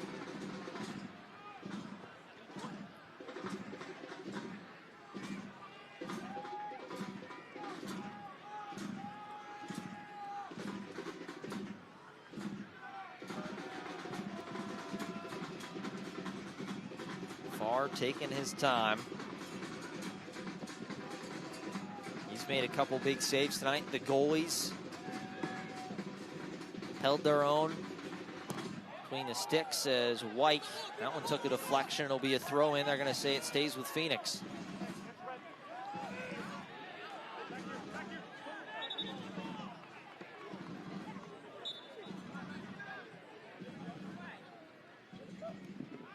Tampa again with their line of confrontation a little deeper, closer to midfield, still getting a little pressure to the ball now and then. Lewis Hilton can't not step to pressure when Tampa are back in defense. But you're seeing a more compact Tampa Bay Rowdies team in this second half. You're seeing an extra number in midfield, and what that's left Phoenix with is the option to play balls over the top. Crossed in, Dorotioto, he was at the back post, and if the goal had been shifted about 15 feet to the right, would have been a great opportunity. I think you're onto something there, Killian. They should put those things on wheels. It would certainly make things a little more interesting. As we're going to have a stoppage as we played an hour and a quarter now, another hydration break. So 0-0 still, Joe. In watching this match and all the opportunities, I feel like it's a shocking scoreline that we still don't have anything on the board. Yeah, I'm right there with you. I'm as surprised as you are, Killian, that this game is still 0-0. So is Cal Jennings, who just has maybe the best look of the entire game. The best looks of this second half have all been for the Tampa Bay Rowdies. Manu Arteaga getting a couple of looks close to goal. The header that goes towards Rocco Rios Novo, and that right-footed strike that he has from a little higher up in the box that ends up going right to Rocco Rios Novo. Then, of course, it's the woodwork that bails Phoenix Rising out on that Cal Jennings chance. If I'm interim manager Diego Gomez right now, I'm trying to settle these guys down, Phoenix Rising. I'm trying to get them to play with a little more control and poise and possession. And the other thing, Killian, that I'm looking for is playing balls over the top, in behind. Phoenix haven't had quite enough purpose in their possession play over the last 30 minutes or so. Can they find looks, if not in central midfield, as Tampa have tweaked their shape, but can they find them over the top, into the wingbacks, into the wingers, and into Tommy Angel? Certainly will, and fans, if you're here local in the Valley, come out and join that. Banditos is the reigning USL champs. Phoenix Rising FC hosts North Carolina FC on August 24th. You can cheer them to victory at this beautiful stadium here in Central Phoenix. Be there for every pass, every stop, every goal, and every win. Starting at just $15 a seat, there's a place for everyone. Get your tickets at phxrising.com. We'll be here for that one. Another 8 p.m. kick as Joe, we're almost to the end of summer here in Phoenix. It's so close you can almost taste it. Bring it on. Killian, it was about 94 at the first water break. Things are getting a little cooler here in the Valley of the Sun. We had some cloud cover today. It cannot come quickly enough at the end of this summer. I would say, got some good moves out there. I don't know. I still think I'm going to give it to Joe. Obviously, you couldn't see it, but it's a close battle for there. Yeah, the Canes, Ad Reed, Joe Lowry dance moves do go hard. Everybody having a good time tonight. The youngsters, they're getting ready to go back to school. They're trying to soak up as much of summer. See, that's the difference. We're sitting here saying, please let the summer end. It's far too hot for us during the day. And then you get the kids who are saying, no, please never, let's keep it like this forever. If I don't have to go back to school, it's better. Stay in school, kids, I promise. All right, back underway. Got about 15 minutes left in this one. We'll see if we can't find ourselves a winner in this USL nightcap.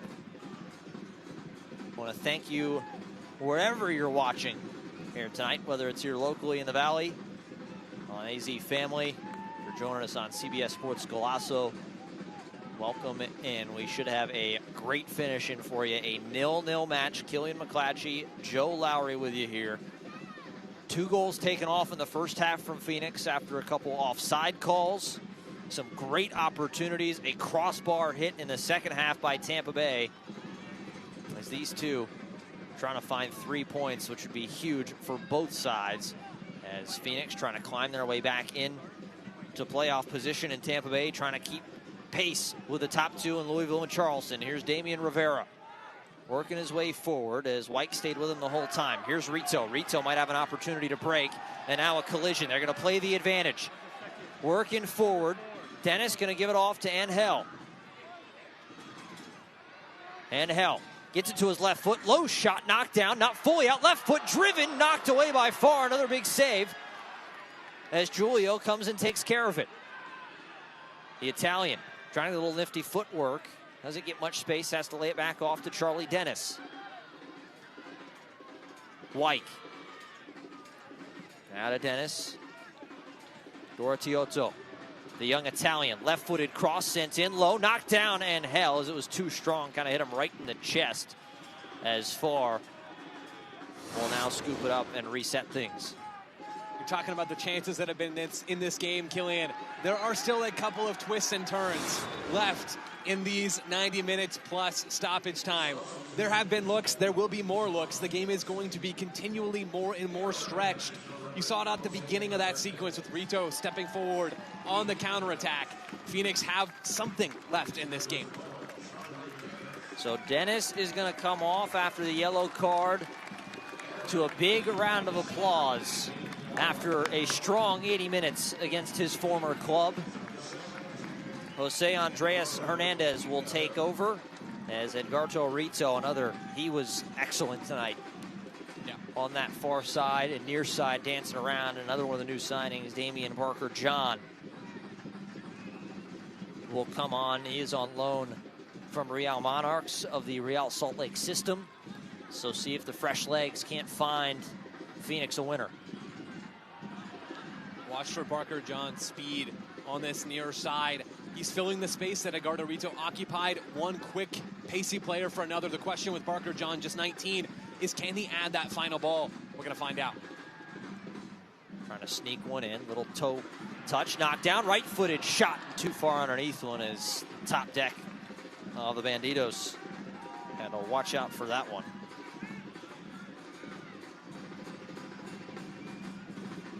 As the USL Championship, it is on CBS Sports and the ESPN platforms all season long. A little over the halfway point. You can catch live matches and expert analysis every single day on the CBS Sports Golazo Network and ESPN+. Go to USLChampionship.com for the complete USL TV listings.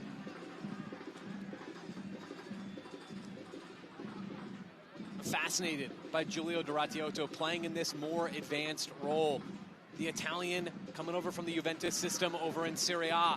Typically a more deep-lying player, being asked by Gomez to step higher. We've seen him involved in a couple of attacking sequences. Can he influence the game in the way that Fede Varela influences the game? Can he influence the game in the way that Panos Armanakis tried to influence the game here during his time in the Valley?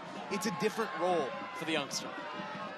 Guillen and Jose Andres Hernandez having some words as Hernandez thought he took a little bit of a dive. Quick play as Parker-John has to chase it down. He might have stepped in on him a little bit. It's a little on both sides there between Guillen and Jose Andres Hernandez. A corner kick, maybe a throw-in. Phoenix hoping for a throw-in as that ball had collided with the corner flag. Refereeing motioning for that corner kick. Lawrence Weick certainly doesn't like the decision that was made. And he's not always quiet about it either. Another Carvana corner kick. Carvana will drive you happy. Proud sponsor of Phoenix Rising. Corner kick numbers certainly have kind of swayed heavily in favor of the visitors, especially in this second half. As Hilton again with Perez, the same setup we've seen for all the previous ones tonight. This one Hilton going to try, go near post. That one, little back heel. Came flying in, took a deflection. Jennings. He hit the crossbar earlier. Now Zambrano needs a moment, as I think he might have taken that one right off the face.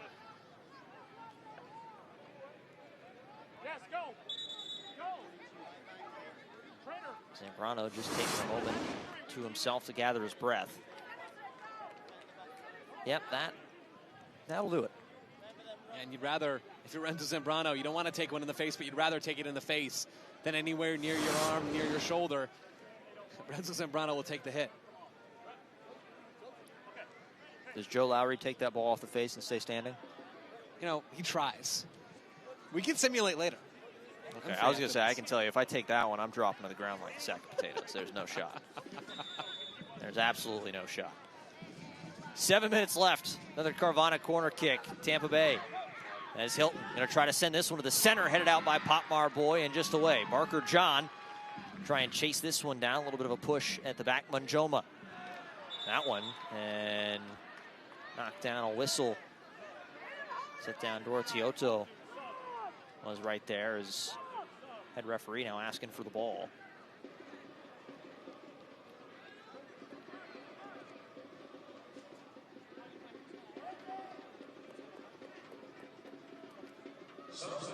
So some substitutions, 3 coming now for Tampa Bay. Leo Fernandez gonna come on.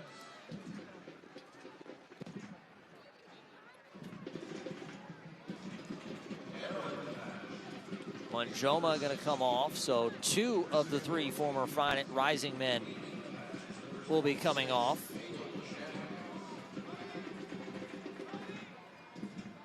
As Jennings coming off as well. He'll be making way for Christian Ortiz. And Zane Bubb, the other man, coming on. We saw Leo Fernandez on there for Robbie Nielsen, really the ace in the hole. That's the 2022 USL Championship MVP. He's dealt with injuries recently. He's been out for long stretches, still working his way all the way back to being 100%. But a player who can change games in that attacking midfield number 10 role.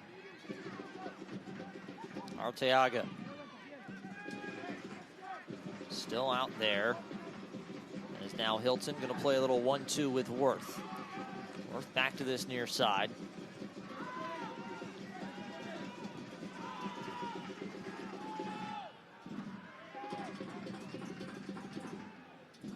Can I just say, Killian, I love the addition of Christian Ortiz into this match as well. That's 2 17-year-olds on the pitch for the Tampa Bay Rowdies. Christian Ortiz, Dominican, United States, dual national, signed a pro deal in May of this year. This is a trend that we're seeing in the United Soccer League. More and more young players being given the chance to actually play and get reps. Such a valuable opportunity to go through the motions of traveling, being on the road, playing against high-level professional players in this Phoenix Rising back line. For Ortiz as a forward, getting those reps at just 17 in this league, it's a great thing. Yeah, this guy, he's no stranger, though. He scored in preseason against Montreal in a 4-1 win for Tampa Bay. As Phoenix trying to press forward. Tomas turns with some space, right-footed shot. Oh, and 4 does it again.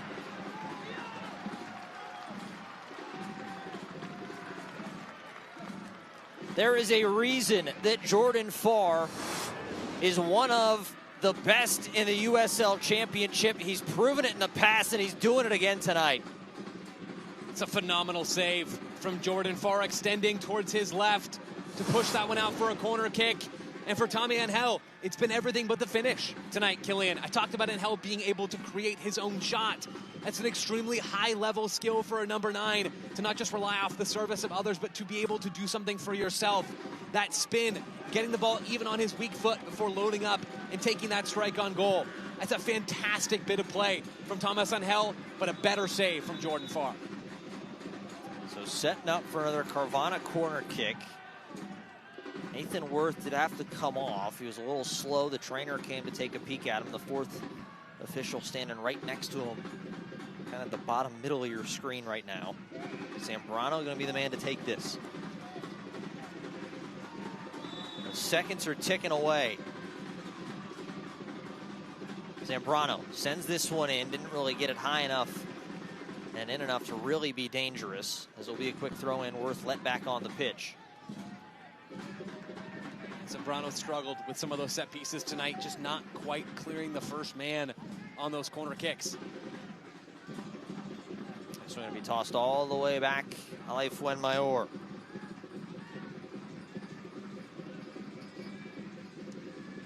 Marboy played ahead.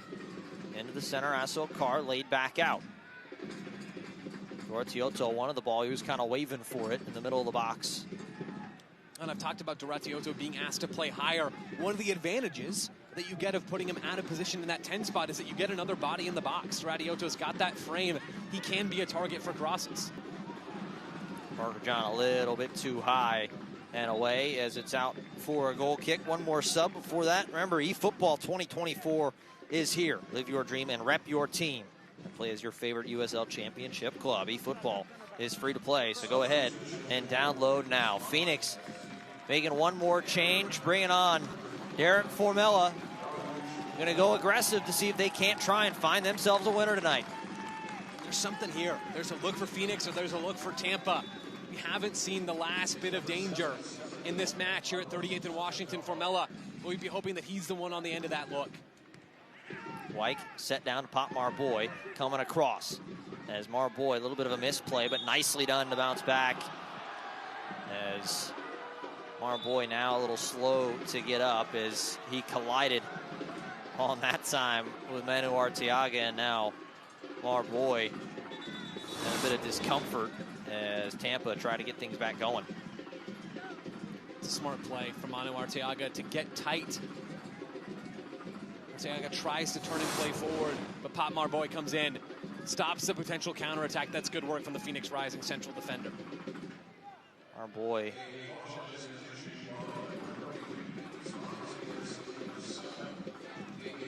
tough kind of getting on as Damian Parker John gets a yellow card as Marboy now up and looks like he's all right, which is good to see.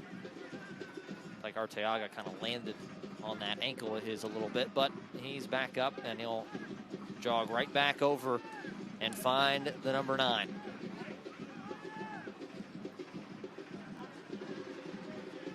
We've played 95 added minutes. This one headed down. Fuenmayor going to try and get this out. Dorotioto, a little bit of a strong touch. He's able to get it away. Is worth trying to pester now. This one laid ahead. Kleeman touched all the way back to Far. And hell, long run. I don't know if Far saw him immediately, as he just has to clear it away. Too high for Dorotioto. Bit of a slip deflection, and it will stay with Phoenix.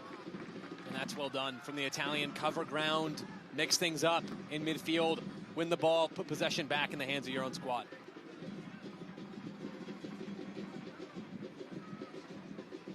So the question is, obviously as it stands, you share the points.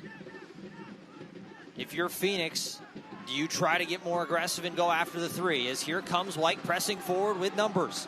Wyke, lots of room, gonna lay off Barker John. Barker John, low cross, knocked down. It went back off of him, and it's going to be a goal kick. That's just an unfortunate break for Phoenix. And Barker John tries to bend this ball in with his right foot. Can't quite get to it quick enough before Aaron Guillen comes in to block. Deflects off of Barker John. That goal kick. Killing, to go back to your question earlier, if you're Phoenix, you got to go for it. You've had a little bit of momentum over the last 10 minutes or so. You've wrestled some control back away from Tampa Bay. 3 minutes left as things stand right now. If this game ends 0-0, Phoenix Rising are sitting in 9th in the Western Conference of the USL Championship, just below the playoff line by 1 spot. You need something. And taking advantage of these home games as opportunities to get 3 points, even against some of the best in the USL Championship, it's crucial. Yeah, draw sits him at 26 and 9th. A win will pop him up into 7th level with Orange County SC.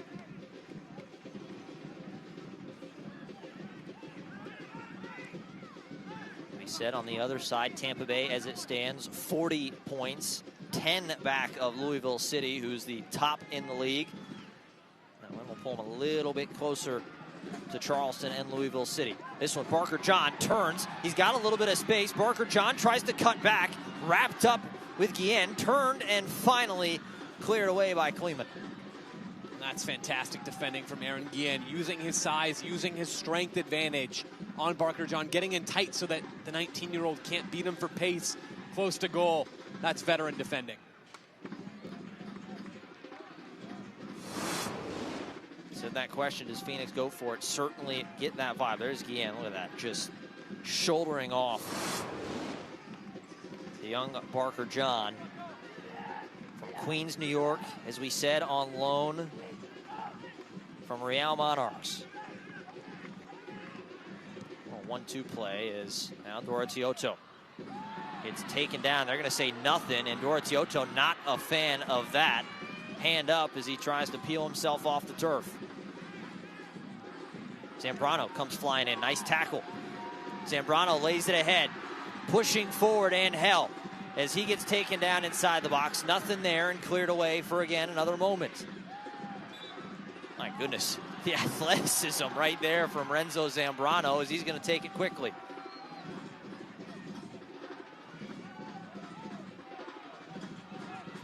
Right in the middle, Jose Andres Hernandez. Might have thought about a shot. Here's Dorotioto on the edge. Dorotioto crossed in, headed off the crossbar. Bicycle kick over the top. My goodness gracious, Joe, how do we not have a goal tonight? I said there'd be another chance left in this game. It came for Phoenix Rising. Inside the 18, some acrobatics. And even before that, a great look off of that ball from Giulio Dorotioto. And Hell then tries to rescue something from that sequence with the bicycle kick. Just can't quite direct it on frame. That has been, Killian, the theme of tonight. One more corner. The fans rise to their feet at 38th in Washington, sensing this might be the final chance. As a yellow comes to the Phoenix dugout. You got Formella, you got Fuenmayor, you got Pop Marboy. And watch Marboy running across the face of those zonal Tampa defenders. We've played 95. Can Phoenix find one at the death? This one crossed in, Far leaps up, he's got it. He thought about just sending it deep, and there it goes. Knocked down Dorotioto. They're going to let it keep going. Chested down, Arteaga now. He's going to try and bring it back the other way. Might be still a chance for Tampa Bay as Wyke knocks it high up into the Phoenix night. Collision, checking the watch, the head referee. He's going to let him keep going. The whistle into the mouth, though. And there it is. 0-0, and my, oh my, what a match to wrap up this week. And I think Rocco Rios Novo has the face of just about everybody between these two teams. No doubt about it. Pop Marboy still can't quite believe that this game ended with 0 goals for Phoenix Rising. Real attacking looks in the first half. Tampa wrestles some control. They take the lead for large portions of the second. You see Charlie Dennis up against his old squad. No goals tonight, Killian McClatchy. What a match. A 0-0. I don't know if that scoreline truly does it justice, but that was probably one of the better matches we've seen here in Phoenix this season. Well, the two teams certainly trying to rehydrate after a well-fought match. Don't go anywhere. We're going to wrap things up when we come back here from Phoenix.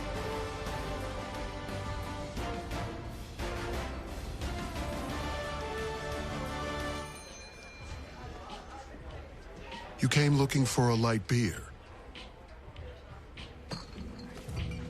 And you found gold.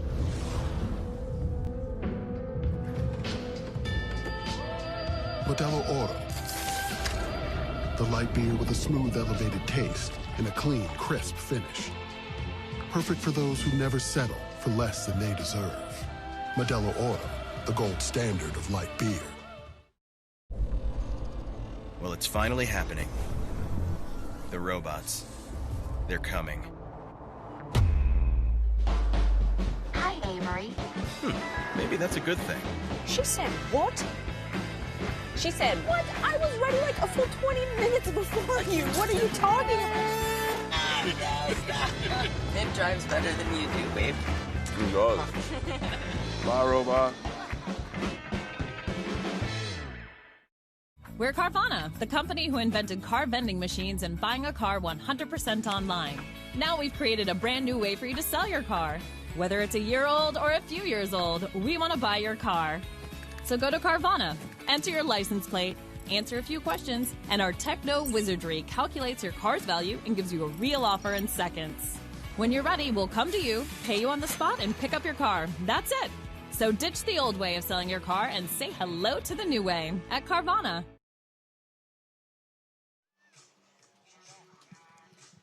Welcome back in 0-0. Phoenix Rising and Tampa Bay. It's time for the Equality Health post-match report. You see Manu Arteaga laughing, having a good time with some of his former teammates in Fede Varela, Rocco Rios Novo, Killian McClatchy, Joe Lowry.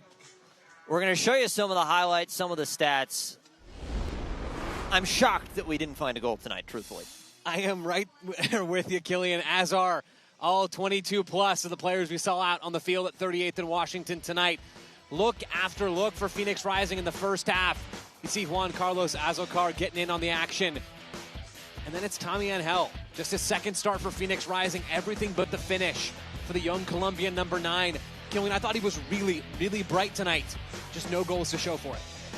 Yeah, lots of Phoenix in the first half. Jordan Farr with some huge saves to keep Tampa Bay in this match. Early on, a couple offside flags, waved off a few goals. Over to the second half, Tampa Bay really came out. They made some changes. They had some early looks.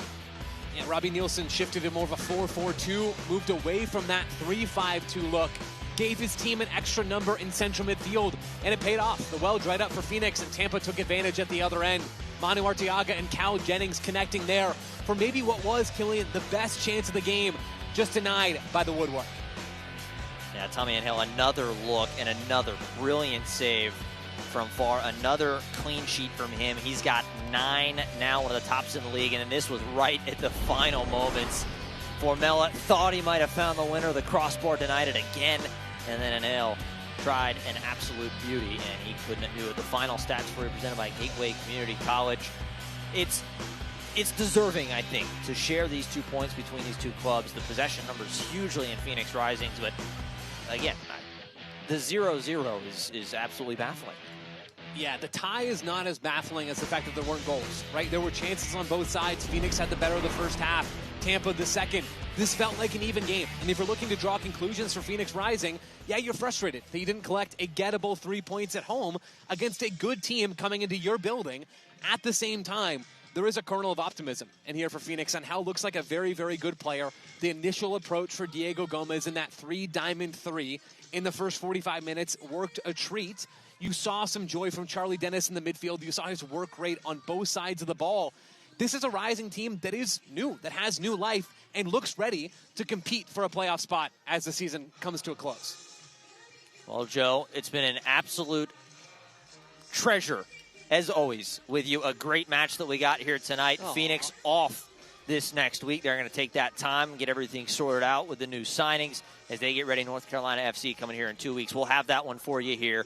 Want to thank you for joining us tonight, wherever you may be. A 0-0 match, an unbelievable one, a great one in the USL Championship. For my partner, Joe Lowry, my name's Killian McClatchy. Big thanks to this entire Bitfire crew here tonight. You've been watching USL Soccer 0-0 from Phoenix as the two clubs share the points tonight in Phoenix. Enjoy the rest of your Saturday night and the rest of your weekend. United Soccer League Championship cannot be retransmitted, rebroadcast, or reproduced without the expressed written consent of the United Soccer League Championship.